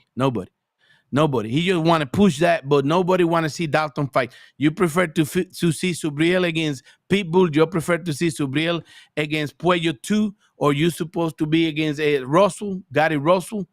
Those are 3 good fights, and where is Dalton Smith? Which he deserves his opportunity. Boy. He's a turkey boy, man. He gonna bring that bag. Okay, he deserves his opportunity, but take your time. Pull your number. And then Dalton is number 1 somehow. He ended up number 1 somehow, but that title, the mandatory was done why he with don't the fight Spain the guy. interim Isak though? That's crazy. But no, and also the Spain dude that fought Puello, Sandor was the mandatory, and look at the date. No, but he already got his shot. He was the mandatory. He was the mandatory, and he fought Puello. Exactly. So the title, the mandatory is for the title, not for the champion. It's for the title, right? And the organizations do the mandatory is when that title is due a mandatory, right? So that title already was defended by Puello mandatory with Sandor few months ago, right? So the next one, like Mauricio explained, but their regulation says something else also that he can add. But he told us one time, David ain't fighting a Canelo because he had to wait a year after you make it mandatory, right? Yeah. So he just make Dalton mandatory and then throw him in the ring. You fighting next. You fighting next. You know what I'm saying? And that's when we have to ask the questions like, why you doing this? It's crazy. People then Puello got a rematch. I don't know how many times you've interviewed him, but things like that will always get answered with like, well, Dalton Smith's team put in a special request. The committee, things like that. It's always like, I know. Or the rules call for, the committee to make a decision. It's always something like that. Believe me, I've gone down those roads with them. And we take that. We got to take that. It's their truth. It's what they saying. They in charge of that, right? But it give us the right to then reply without them, like for our people, like what you guys think, right? It's bullshit. You know what I'm saying? Yeah. Or that's BS. That's not right. And then we can discuss it. and then they got a place to grow like the other organizations. They got a place to grow because we criticize the WBA, we criticize the WBO, IBF don't count, and then but at the same time, why you say they don't count? No, it's like the IBF just do like by the book. IBF. That's why you see those contenders because they go by the book. I by like the that ranking. they do that. I like that they do that. I like it too, but sometimes the guys that they got in the number one are not the most popular, and then these other three. But it's not about popularity; it's about rankings. I understand. We understand that. We like pure boxing. But these other three come back and tell you in the interviews, well, we do what is best for boxing and for boxing business and popularity. And then if this fight is popular, then we're going to, the committee, the public committee gonna do it and this and that. Is that like, that's how boxing grows. If we just put 1 versus 2, it's not really going to move the needle. Tank versus Jake is going to move the needle, even though you and I don't like it and we say that's a circus fight. But to get the world looking, that's what moves the needle. So it's always going to be those special requests, man. Let me catch up here on this super chats. Yeah. Pistol Parkway Mozzie, pound for pound, number 1 in the chat. Drop a bomb for the status. Sending that $5 for the counter punch. We got Jaquan Grace, $2. Ness, your girl say she moving up the heavyweight for that smoke. And she should make herself a 2-division champ. And like I told y'all, she was a heavyweight in the amateurs. She ain't gonna have to cut weight.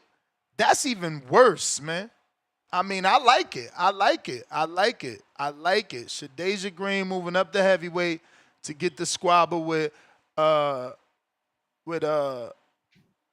Clarissa Shields. Shields. That ain't bad. That ain't bad, but Clarissa ain't gonna entertain it. I believe you. She ain't gonna entertain. Hey, Shadeja called a person avoiding her already. $10. Kerry G, $10. People tripping. Xander looking slicky at 54. Been there too long. Oh, sickly. Excuse me. Sickly at 54. Been there too long. Still growing, just like Boots. Had to move to 160 next year, or he gonna have a rough go with Murderers Row. At 21 anyway, Prob has more growing. Okay, probably has more growing is what he meant. I don't know, man. We'll see how he look in his next fight at 54. But I guess y'all right. I didn't think he looked that bad, but everyone is saying he looked a little weight drained. What did you think, Caesar? Which one? Who? Xander. Did he look like he struggled to make the weight?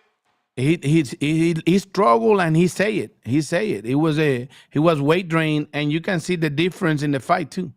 He struggled. Yeah. So why you think they're gonna make him do a defense?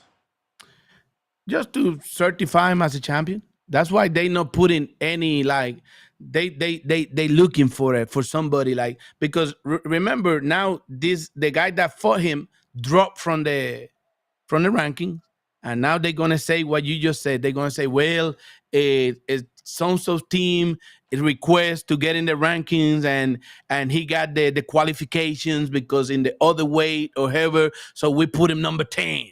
And then Sander can pick number 4 against them. Well, but Boots got the qualifications. He became unified champion and the whole thing. Now, what they telling him is you got to go and certify, and you got to go and fight Josh Kelly for really to go up. To be on your number 1. And that's what they doing because Boots got the qualifications. Now, whoever they put in there, they got the number 11. It's an Argentinian guy because in Puerto Rico. Guess what? Sander gonna sell it.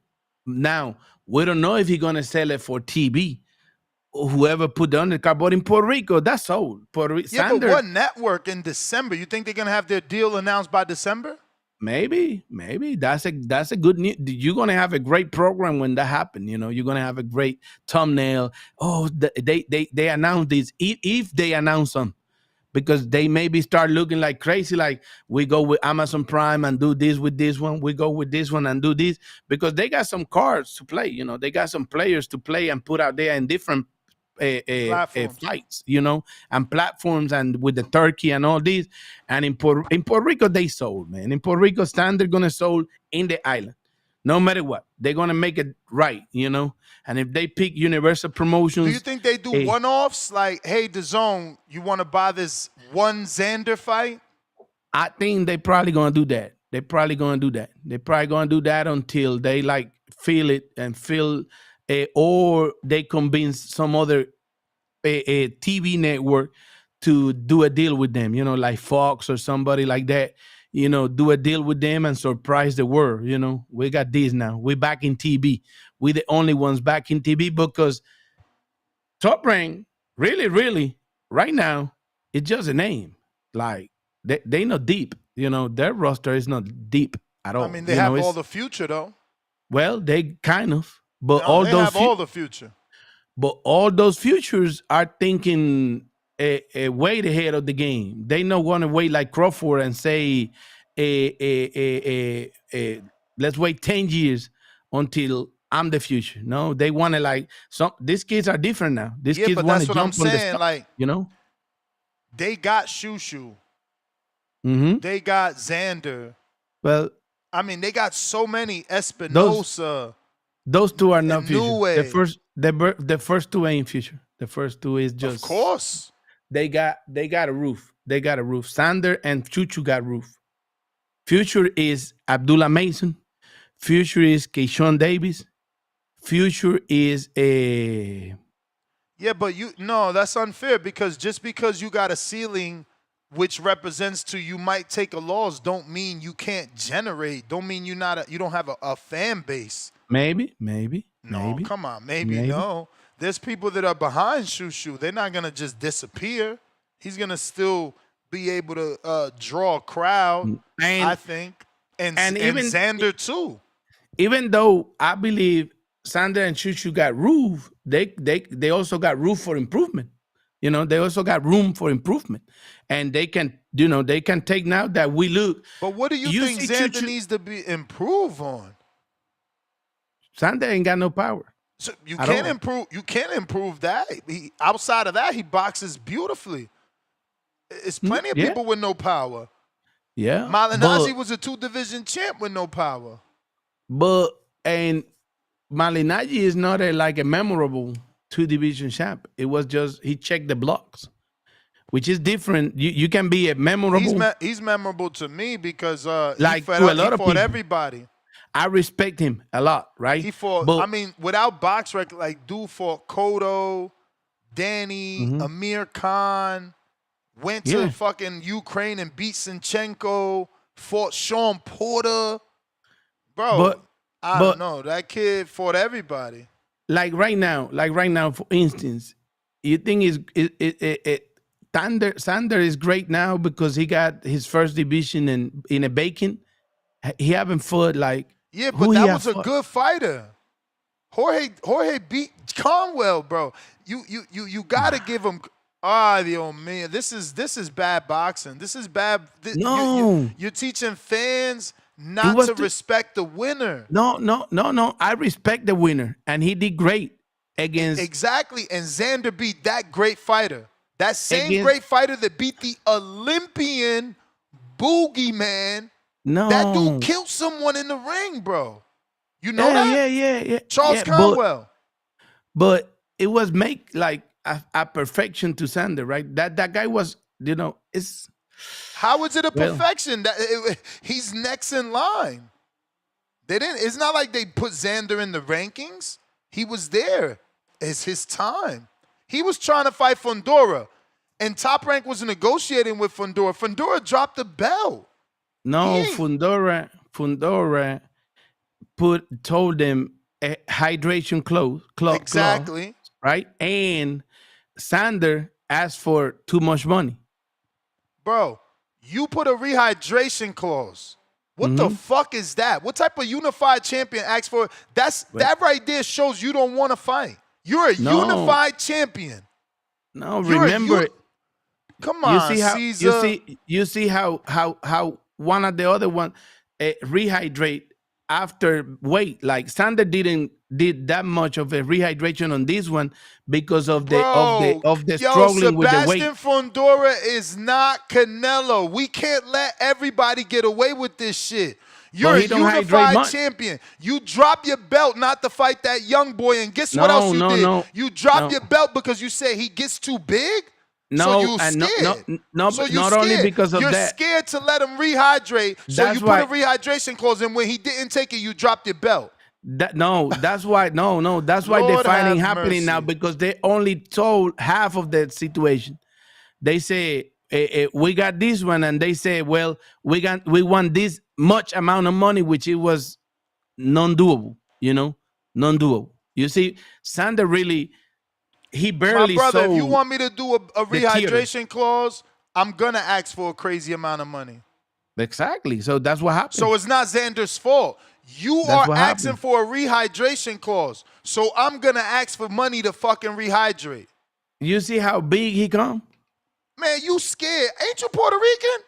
No, I'm Puerto Rican, but So how the fuck you not defending him? So what, how big he is? He Hey. made the weight. He not cheating to make the weight. no. I'm good with Xander. I'm not nothing against Xander. So I'm- why he gotta be on a rehydration clause? Explain that. I don't saying that he have to be. Well, you keep saying, you see how big no. he get? What I'm saying, what why what Fundora was thinking when he asked for the But for my the brother, weight thing, Julio you know what I'm saying? Cesar Chavez, if you check, he weighed 182 pounds versus Sebastian's V. You for a 60-pound fight, for 160. If you make the weight, it's on you what you balloon up to. And guess what? There's trainers that come on here and say that weighing 25 pounds on fight night heavier don't make you better. I don't It have make you nothing slower against or that. sluggish. I don't have nothing against that. What I'm telling you is why the other side asked for that, and then they didn't tell the whole truth. They say only half of the truth, which you critiqued a lot in here. And What is half of the truth? We knew he put a rehydration clause. The money part. It don't matter. That's The what money you're not part. getting. You know what I'm saying? Why you think it matters how much Xander asks for to In do what you boxing- asking him to do? No. In boxing, when you ask for too much money, it's because you don't want to fight. No, You know what I'm saying? in boxing, when you put a rehydration clause on a kid that never won a world title, it's because you probably afraid. No, not really. But Then you don't want to fight. I respect your side, and I say I my mean, part. Caesar, think You know about I'm what we're talking about. Like, you got to step outside yourself. Listen to what we're saying. Mm-hmm. Or you, rather. You are saying a unified champion. A unified champion, At 154. WBC, Yeah. WBO, needs a rehydration clause on a never times champion. 22-year-old kid whose biggest just name saying. is Patrick Teixeira. That's the biggest name he fought. I respect the way you see it. I just say my part, but I respect the way you see it. No, I need to know your You know? thoughts on what I just said. It's on their teams. That's their teams. That's that. So I you don't asked- have an opinion. Hold on. No, I'm with you. Like, if you make weight, you can rehydrate to whatever you want. I'm always been like that, right? I just asked why you guys asked for the rehydration clause, and it was because of the way Xander hydrate too much, like because that's the reason. No, but when did Sebastian Fundora become Canelo Alvarez, bro? Like, think about the people that put a rehydration clause on someone. Canelo Pacquiao and do Tank. it.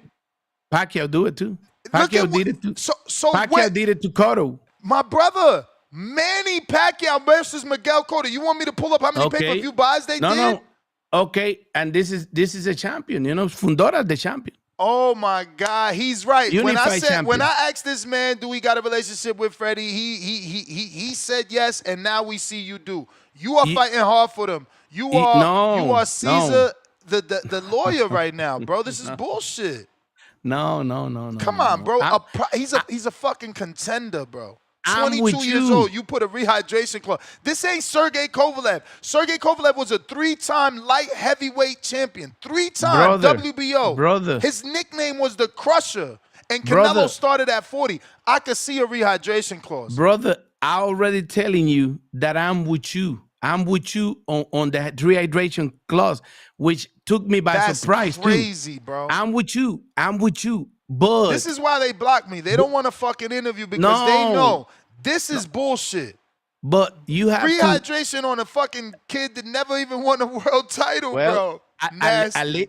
At least you're gonna have Mauricio. I'm gonna have Fundora, but I'm gonna have both of them, both Fundora. But the thing about it is that you got to see also the other side of the money too, you know? So because you can always say, well, we don't do the rehydration clause, do you understand that the money was a counter offer, right? Yeah, no, the money always was like that. That's why Turkey didn't took it. No. They didn't. Don't say that the money was always there without the rehydration clause. They tried to put this fight. Look, they tried to remember that craziness that the Turkey was gonna do in Alcatraz, right? So they tried to they tried to see if Turkey took it to Alcatraz, right? But the money that they was wanting for that, it was too crazy, you know? And from the beginning, they was negotiating this fight like in good faith, like it's gonna happen. Let's do it. And also, they not gonna do it in top rank side. They had to do it in PBC side because Sebastian Fundora is the champion. You know, and that's when they start talking about the relationship. This is just crazy. Anytime a champion drops a belt, people know what they call them. This guy's getting a pass. Let me tell you, when all the talks start about, well, maybe PBC and Talk Rand do some things in Amazon Prime, this, that, it was because of that fight. They was talking and saying, we can do it, but it had to be the champ wasn't gonna go to Top Rank, to New York. The champ gonna do it in his side, PBC side. And that was the craziness about the money too. But it's good. Now it was used and it was put out about the rehydration clause. But what I'm saying is not saying nothing. And the champion dropped his belt. But he don't have no option. Yes, he do fight. They put a lot of money to put fight teams. Negotiate. So he took it. He took it with teams. Exactly. Because nobody was going to pay for Xander. Was there a rehydration clause with Tim Tszyu? I don't know. No, really don't know. Really don't know. Good really question to find out, bro. Let me get to this caller. Yeah. Miguel, what up? That's crazy. Hello.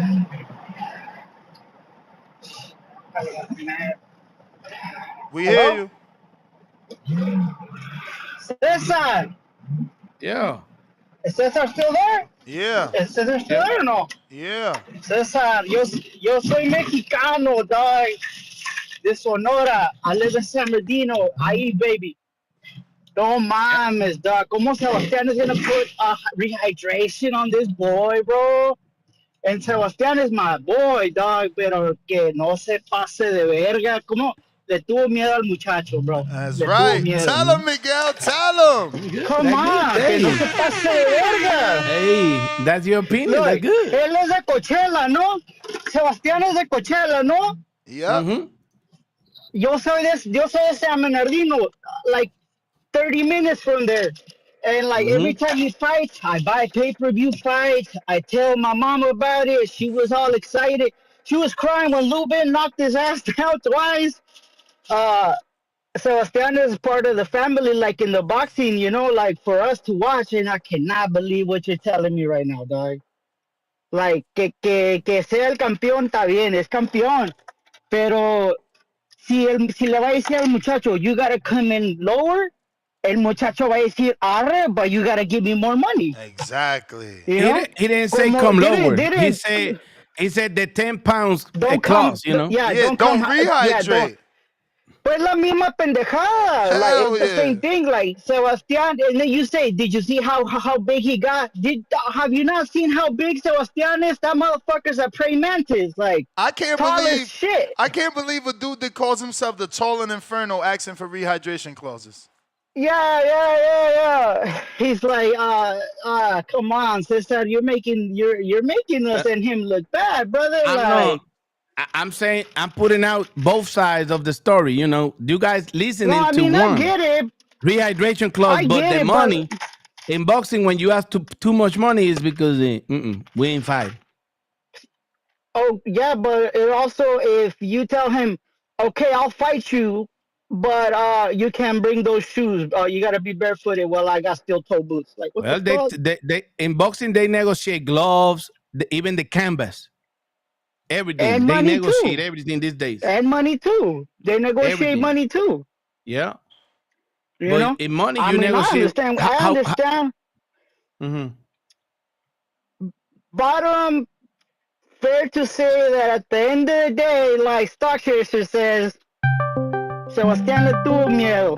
Le tuvo que tener miedo porque he's like, how Sorry. much more could he be than him? Like Sebas rehydrate, even though he's skinny as shit, he still rehydrates. You know, Not much, but yeah, he he's do. big as fuck. Hey, yo, Caesar defending, not much. No, no. Cesar Sebastián is like 9'3" and shit. The That fuck? nigga said That 9 foot, motherfucker, ese güey 9'3" tiene baseball bats for arms.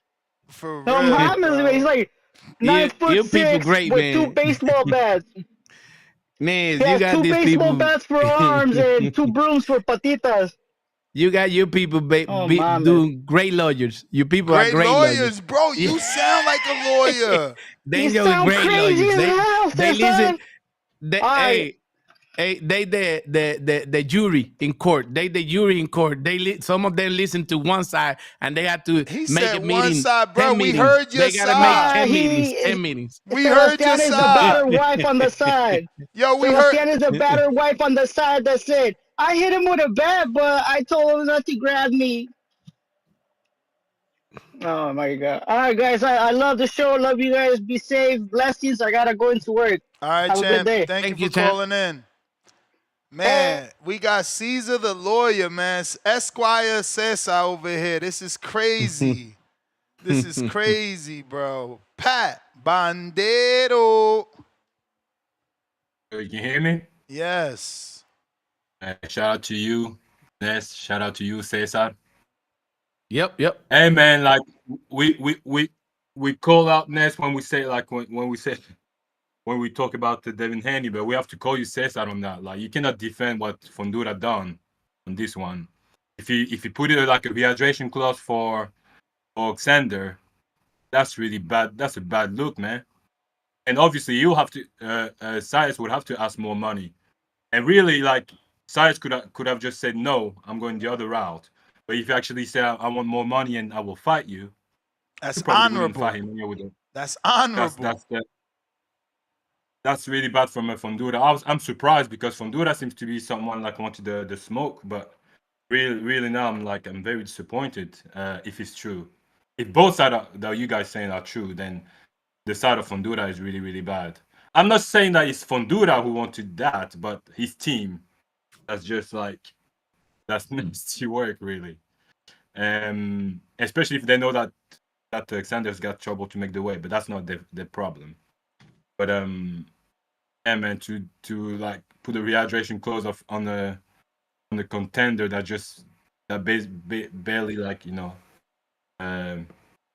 touching the they're just coming up. Really. So strange, right? It's strange. This whole thing. I never would have thought it, bro. Never. Yeah, honestly, I'm surprised. I'm really surprised from bro. From, and then you drop the belt. Like I can't even believe it. But I get it. There was a money fight there. I thought he dropped. But I actually thought they dropped the belt because like he would make more money with a Team Sue or Team someone Zoo. else. So Yeah. I thought that was the reason. But I didn't know about that rehydration clause. That's crazy, but that's the thing. What if Xander would accept the rehydration clause and short money? Would he not have dropped the belt? Oh no, but still, just to put that rehydration clause is bad. Like, exactly. why would you do this when? Why would you do this when the guy is not it's not like he's coming up like he's not like even a David Benavidez or whatever. He doesn't. He's just like you don't. Bro, you look at a size, rehydration clause on a 10-foot giant is crazy. I guess Cesar is doing his work because he's gonna have his interviews out there. No, Yeah. not On the really. side. I have Fundora all the time and them No, and the whole thing. It's not no, that, but Cesar, yeah. listen. Escucha. We call out when people defend them fighter for whatever reason, for business reason or whatever.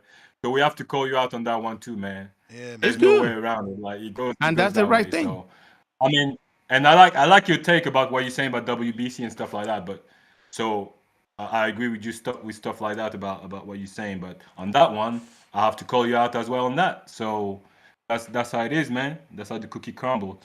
But Yes, hey, sir. Yes, sir. Ness, It's true. Yo. I was I was thinking like maybe it's better to ask Norman Senior. You know, I think Xander Zayas could be actually a good sparring partner for Norman Jr. You know, I was thinking that last time. I was like, that would be a good sparring partner for him. Yeah. I know he's a champion, but I don't know. But I could see like that would always because Xander Zayas. I think like you were saying, Ness, he does have many flaws, but there's a lot of room for improvement though. Like I can see him like maybe working out more on like you know maybe cutting off the ring or inside work. You know what I'm saying? He's good at everything. As I said, like Sanders is one of them boxers. Like if my kid was a learning boxing, I would say to him like watch these guys, watch his fundamentals, and then improve from there. But Xyzer is a great example of a proper boxing skills. So yeah, man. Yeah, I was thinking like Zayas, Norman Jr. as a boxing partner, that would be great. That's my call, man. Says I had to call you on that one. I'm sorry, brother. Yes, sir. All right, So champ. If you're watching this on YouTube, don't forget to hit that thumbs up button. If you're rocking out on X Spaces, hit that retweet, repost so we could get some new listeners, potentially new callers. If you're on X Live streaming video, same thing, retweet, repost. We got Adrian that says, name me one fighter that doesn't have problems with fighters that move a lot. It's every fighter's problem. $5 super chat. Shout out Adrian. We got Juice, $5, pound for pound, number 2 in the chat. He says, why Oshaki scared to fight Ray Ford? What other fight at 30 is a big fight other than unifying the belts? But he not trying to do that either. At 30, maybe that Fulton fight is what he wants, bro. That's the champ below, right? Got to move up, or is it the champ above? No, where is Fulton at? Stephen Fulton 26. Oh, what? But they was gonna fight. He ain't got no They belt. was gonna fight. Yeah, 26 WBC. The fuck? Why Ray Vargas still got the belt? No, the Fulton got WBC 26, right? He was gonna fight Ochaki at the division above. Gervonta at the Gervonta and Lamont Roach card. He was gonna fight Ochaki for the 130, right? WBC, right? But and Mauricio got Chuchu going for the interim 26 belt, knowing that Fulton was gonna drop that belt with Ochaki. But now with the Gervonta fight on the off, now we don't know when it's gonna happen. Fulton, right? Now where's Ray Vargas in this situation? No, Ray Vargas is out of the whole thing. Ray Vargas has been out forever. Ray Vargas was in recess and then they drop him. So he's out. Now, the thing about it is that now they talking about Chuchu on Fulton, maybe, because of the whole situation. And then we don't know on the other stuff. But at the same time, Fulton, he want to go up to 130. So that's what happened. But it's 2 belts out there. The one that Chuchu have interim and the one that Fulton have, which he's supposed to drop if the Ochaki faster the fight goes somewhere else, So Yo, we got a super chat that came in funny as hell. $2 Juice.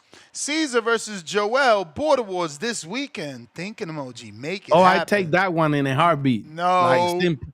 Like easy. We like, do debates here. Why you want to easy. First of all, you are too old for him. He's not over 40. It's how I feel. Hey, No, I know, but it's the it's like got to be boxing rules. Yeah, yeah. You a okay. masters because you in 50. Okay. We got. Look at that super chat. Shout out Cesar Fundora. That damn joke is great. I know that's the one I was laughing at. That joke is great. Look, but I'm gonna drop it in here.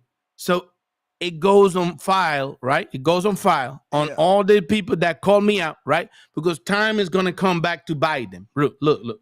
Are you gonna ask him about that? Like, why did you think you needed a rehydration clause No. kid? No. I'm gonna ask. Okay. Eventually, I'm gonna have the answer. And and make sure you say young, inexperienced, never fought a champion. The whole thing, and I'm gonna send it to you so you can put it here. But absolutely, this is what I want to tell you. I've been following. I do my assignment. I do my due diligence, right? Yep. I follow and I interview Paco Valcárcel, Olivieri, all of them people, WBO at that time, right? And other people following Xander footsteps because I've been the one defending Xander on. I want to see Xander as a hero in Puerto Rico, not as a champion. I want to see him beating the champion. And I was always pro fighting Fundora fight, right? So when I started interviewing all of them, I came to the conclusion that the whole thing about it was to make, and I'm in the back office too. I know the thing, right? So I say, all the thing is getting Fundora to drop the belt, right? So it happened. He dropped the belt, right? Xander went for the easy route, the vacant fight. He did a great fight. Hold on. Let me finish. I'm going to drop the whole bomb, right? Now, what I'm trying to explain people, which I did already in this program, is like in 160, we ain't going to see Xander against Johnny Beck, right? For the 2 or 3 belts if he unified with Caballo Bronco and them, right? We ain't going to see that. We're going to see the same thing happening. Like they're going to start talking to Johnny Beck and this and that until it get dropped to bacon and Xander go for the bacon, right?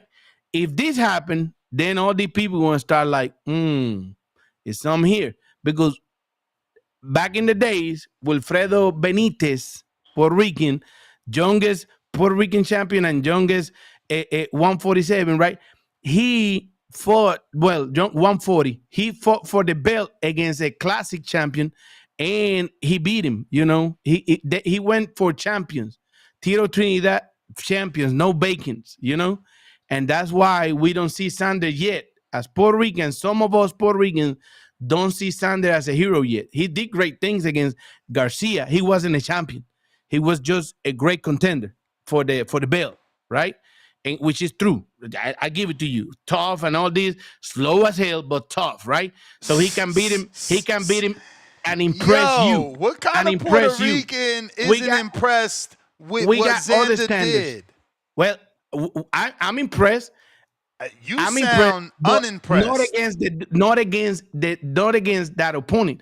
I'll be impressed. Bro, that opponent beat Charles. Did you not rank Charles Conwell? Hey, yeah, I do. And we used to say it. We got Conwell beating Garcia when they fought. We got him in our mind. So how the hell you not ranking Garcia now? You're right. It was a great contender for him, right? Now, if he surprises us, right? Why he don't surprise us and say, let's go with boots? Bro, this guy is funny, bro. What did Xander do to you? Nothing. Let's go with boots. So bro, he was trying to go with Fundora, and your man asked for a fucking rehydration clause. You promote here. Turkey fight best against the best, right? Yes. So that's it. There you go. I don't got no problem with the Boots fight. I don't have any problem with the Boots fight. I think he could beat Boots. 47. I think it's a good fight. Maybe Boots beats him because he's a special talent. He's very athletic. But I think that Xander gives a lot of trouble. But I said it before you jumped on. Maybe he give him a lot of trouble. Yeah. But let's go with Boots. I don't have no problem. Now we jumping on Virgil Ortiz's name too. So now we promoting. No, Bob Arum is talking about the Boots fight out. That's what we talking about here. Look. But that's not going to happen. That's not going to happen. They're going to put him against a regular dude. I hope it happened. And they shut my mouth. And everybody like jump on me. Yeah, that we told you. He's the great. No, brother. The movie's going to start setting up. I'm going to keep coming up here. Every time I step going for the movie. And that's he's going to get the first title defense in Puerto Rico versus Giovanni. Boots is going to have his tune-up that he already sent an offer. Santillan. Yeah. It's crazy. What? Crazy. He can't make way. He's moving up. Okay. And what qualifications he got to be in the top 10 of that ranking? Top 15. You only got to crack top 15. Okay, top 15. Okay, so he gonna do his first title defense in the era of like you promote here with all these people, best against the best. He gonna do his thing against. Okay, and that's right. Look, in the top 15 of the WBO, all he got to do is be able to crack those rankings. That's it. So, do you think that Giovanni Santillan could beat Josh Kelly? No. Callum Walsh? No.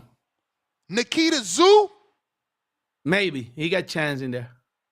Charles Conn will beat him too, even if he come from the loss of Garcia. Yeah, but Charles, you know what happened the last time you picked Conwell? You know what happened the last time you picked Conwell? He just got a bad night. That's it. And what about Adrian Sasso?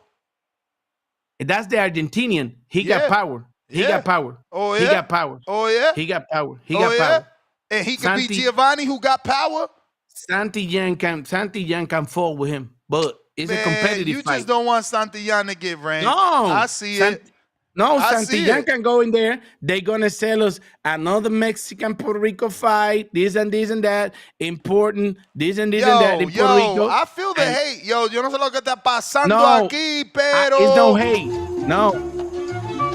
Puerto Rico. No, it's no hate. It's love. Shout out Xander Zayas, man. It's tough love. It's tough love. No, this is what happens when you level island. Up.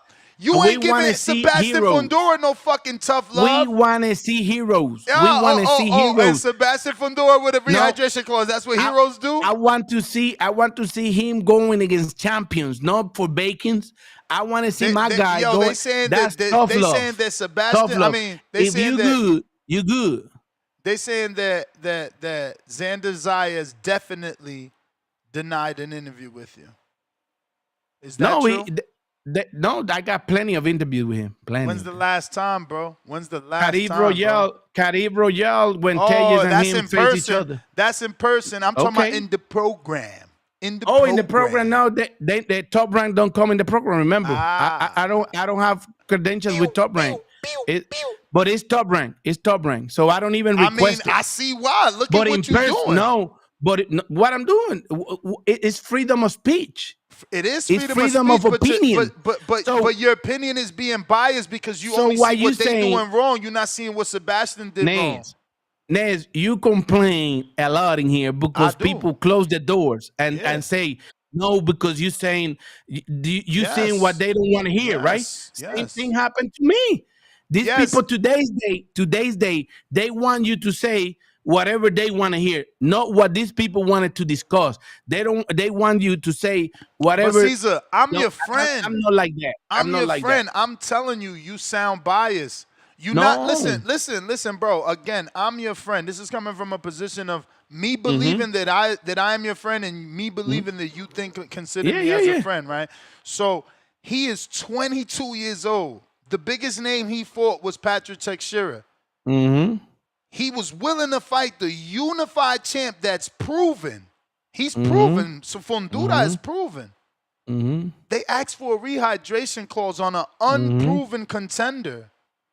And somehow you're saying it's his fault. Look. Then no, I'm not finished because I got to show you this case that people have against you, right? So then he fights Jorge.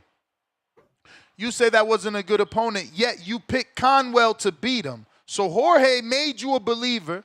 You refuse to give Jorge credit because you don't want to give Xander credit. No, Jorge, I give Jorge the credit he deserves. You got to No, be you say, oh, honest. he's not a good opponent. And then I No, said, what? He beat Charles? I said, then you start giving him credit because I no. reminded you. At the moment, he was a decent opponent to me. See? Slow and the whole thing, which is true. But Bro, for that type of crazy. situation, He wasn't slow to beat the Olympian killer boogeyman, bro.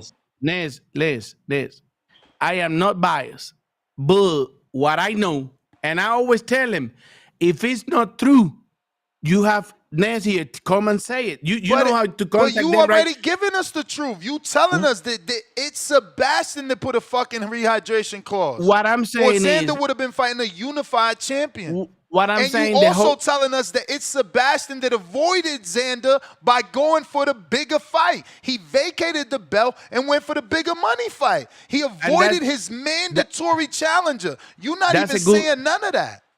That's a good way to see it, right? But what I'm saying is, that's your mandatory challenger. He worked his way up the rankings. What I'm saying is the whole intention behind the whole thing, right, was for Fundora to vacate the belt. That's it. To leave the belt open for him. That's it. All he had to do was fight him, Caesar. That sounds crazy. It was no intention. AJ never fucking dropped the belt. Never. This is a business. Yeah, it was no intention. And AJ always made more money with his belts. Bro, both sides was making it hard for both sides. So it was no intention for Xander never to fight Fundora, and Fundora was going for the biggest money. That's it. And that's what I know. If they say something different, they can tell you. And you can say, look, I got this from this. They not gonna tell you. Let me get to these. Know. I hear you, man. I'm gonna get to these callers actually. Super chats, I do apologize. I just don't want to lose these callers. Alex, well, I just lost 3 of them. Yo, can you hear me? I hear you. All right. Good morning, good afternoon, son. Caesar, man. So one thing that is guaranteed with Caesar is there ain't gonna be no boring conversation, man. That's you gotta fuck with it. But yeah, I just don't understand how Xander Zayas can get. It's funny, right? You know, Cesar say that it's Puerto Rican, as you've mentioned. You would automatically think that it's blind support. So I can appreciate that. He's not gonna blindly support someone just because they're from the same country, their parents are from the same city, all that nonsense. But Xander Zayas is a guy that, I mean, he's doing and saying all the right things. When it came down to Fundora, you know, he went over there when Fundora won.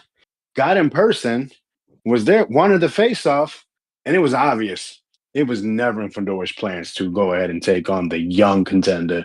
He didn't want to do the face off, didn't even look him in the eyes, but Xander was still there. Xander, they went into negotiations, and yeah, I think it's quite obvious Fundora's team never wanted the Xander fight. You could say because of money, you could say because they couldn't get things on their side, whatever. But to act like Fundora is this huge draw, or he's this huge A-side to where he can be like, yo, we're going to fight in my city. What's his city? Were they going to go fight in the backyard of Coachella? Is that where he draws fans? When has Fundora ever been the guy to sell out a huge arena? When? Yo, you could even say that, what's her name? His sister put more asses in seats than him. So he's going to put a rehydration clause. We can't fight in New York, which don't make the most money, which obviously that's what he wanted because he fought Tim Tszyu. And you think about it, why wouldn't you get Xander out of the way, right? And then let Tim Tszyu and Keith Thurman fight, because if Keith Thurman wins, you don't think that's a bigger fight? Keith Thurman's mouthpiece, you talk about it. He's a former unified champion. You're the current unified champion. You can then finally get into an arena and possibly put 8, 10, 12,000 people as the main event, possibly pay-per-view.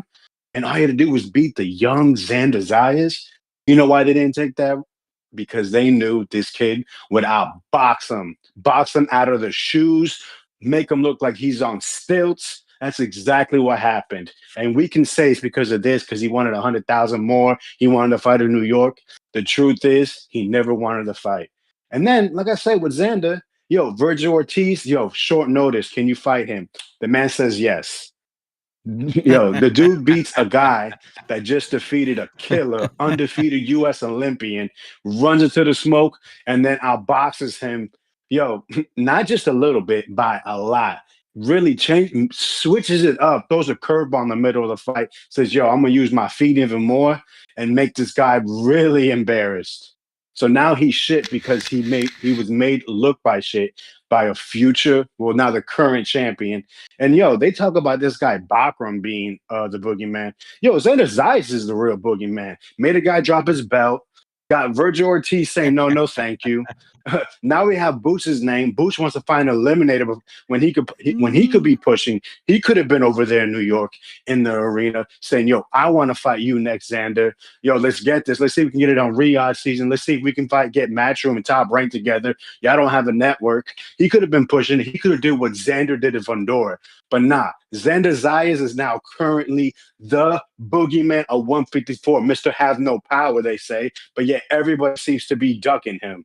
So when he fights in Puerto Rico, when he makes himself even more of a hot commodity, when he's going to put thousands of people in seats, when he's going to have all the Puerto Ricans, not just in La Isla, but in Florida, New York, Connecticut, throughout the nation behind him, just remember, this guy was running to the smoke, and y'all didn't think it was real, man. That's my call.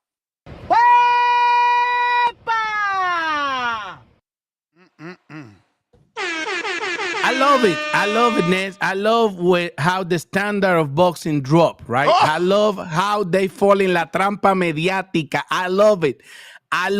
From champions beating trap champions. Did they fall in? From champions. He made a unified champ vacate the belt, brother. I'm the hater because I want my guy, I want my superstar, Xander Zayas, to be the champion, to take the belt from the champion. He was trying to take Fundora's belt. No. And then man, these people are clapping at that he gonna fight Giovanni Santillan. What you got, Because Fundora rather fight Tim Tszyu. You forgot? Since when Miguel Cotto fight big people and all this stuff. Hey, Tito Trinidad, we got so the standard drop.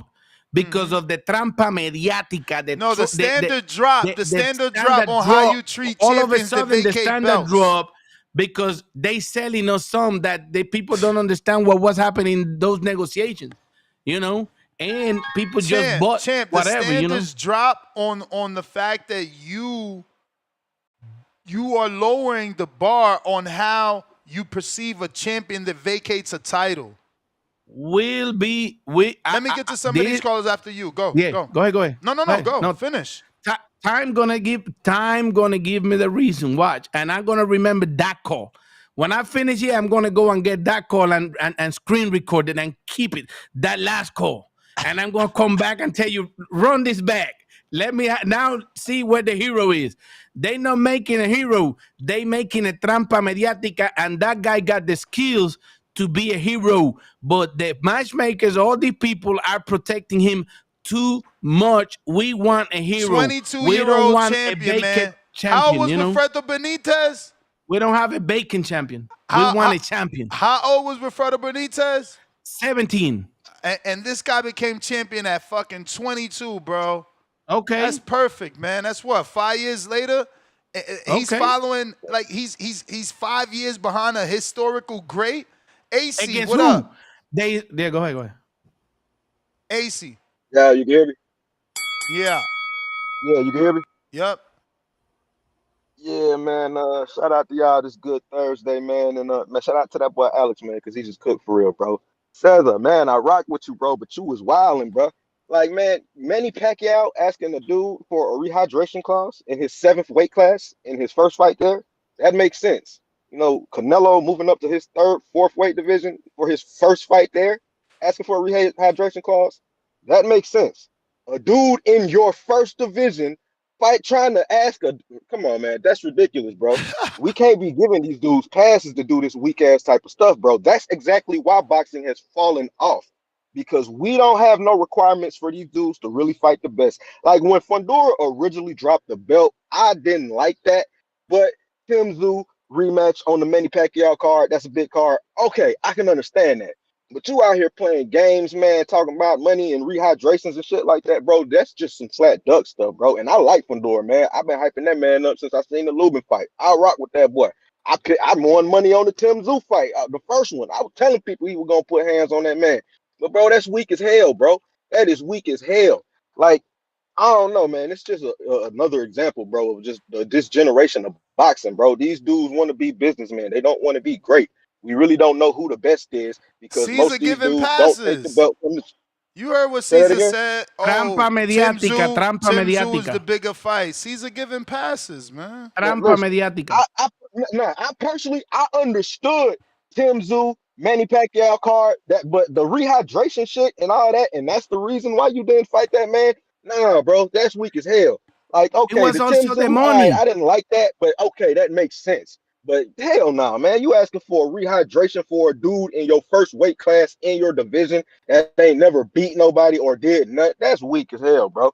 That's weak, man. We got to stop giving these dudes passes for doing this weak shit, man. Most of these champions but these dudes have devalued what it means to be a champion. Most of these champions don't even take the belt from champions and shit like that, bro. And not like Zayas, because Zayas, he actually tried to fight Fundora. But a lot of these guys really, like, what are we talking about with Boots right now? Let's wait until he can try to get like an interim title shot and finesse his way into a regular belt. And it look like that shit is weak, bro. These dudes is weak out here, man. Like, we got to stop supporting this shit, bro. Make boxing a man sport again, man. Let these dudes prove who the baddest mofo is, man. That's what boxing used to be about. Who is the baddest mofo? I want to show that I'm the baddest dude on the block. As a man, if you're a competitive man, damn near every man, when you see somebody else, you size them up, even if you ain't finna be on no goofy shit and just be like, all right, I could take him. We, as a man, that's what type of shit you do. But man, we out here giving these dudes passes to just run from folks, bro. Like, how do we know who the best is if these dudes take 10 years to fight a nigga, bro? That shit crazy, man. That shit. Damn, what I walk in on? What you guys cooking on? Well, we were talking Bob Arum wanting to make Xander Zayas versus Boots Ennis. Caesar jumped on because he feels that that's not going to happen. I also heard something similar that it could be Xander in Puerto Rico versus Giovanni Stantillian, who can't make 47, so is moving up. Caesar doesn't like that.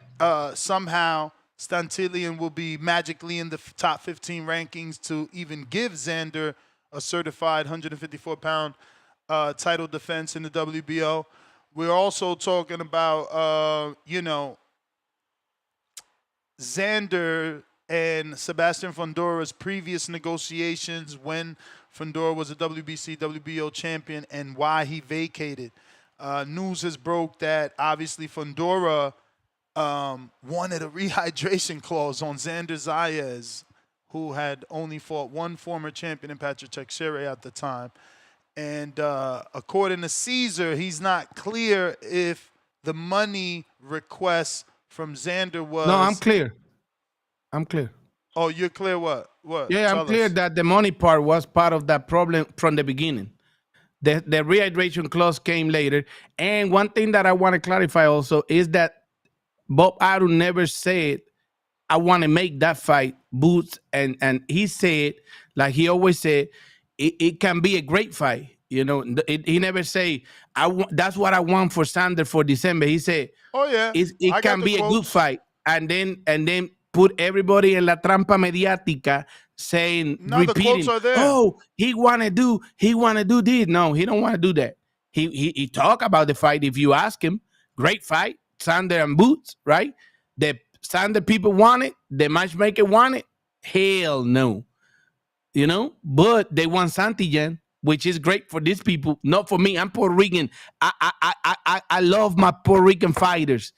For me, it's good fight at the champions. Win or lose, you win for the battle. You win for the war like Tito Trinidad did, Benitez did, all of them jokers did, Gomez did, you know, Cotto did it.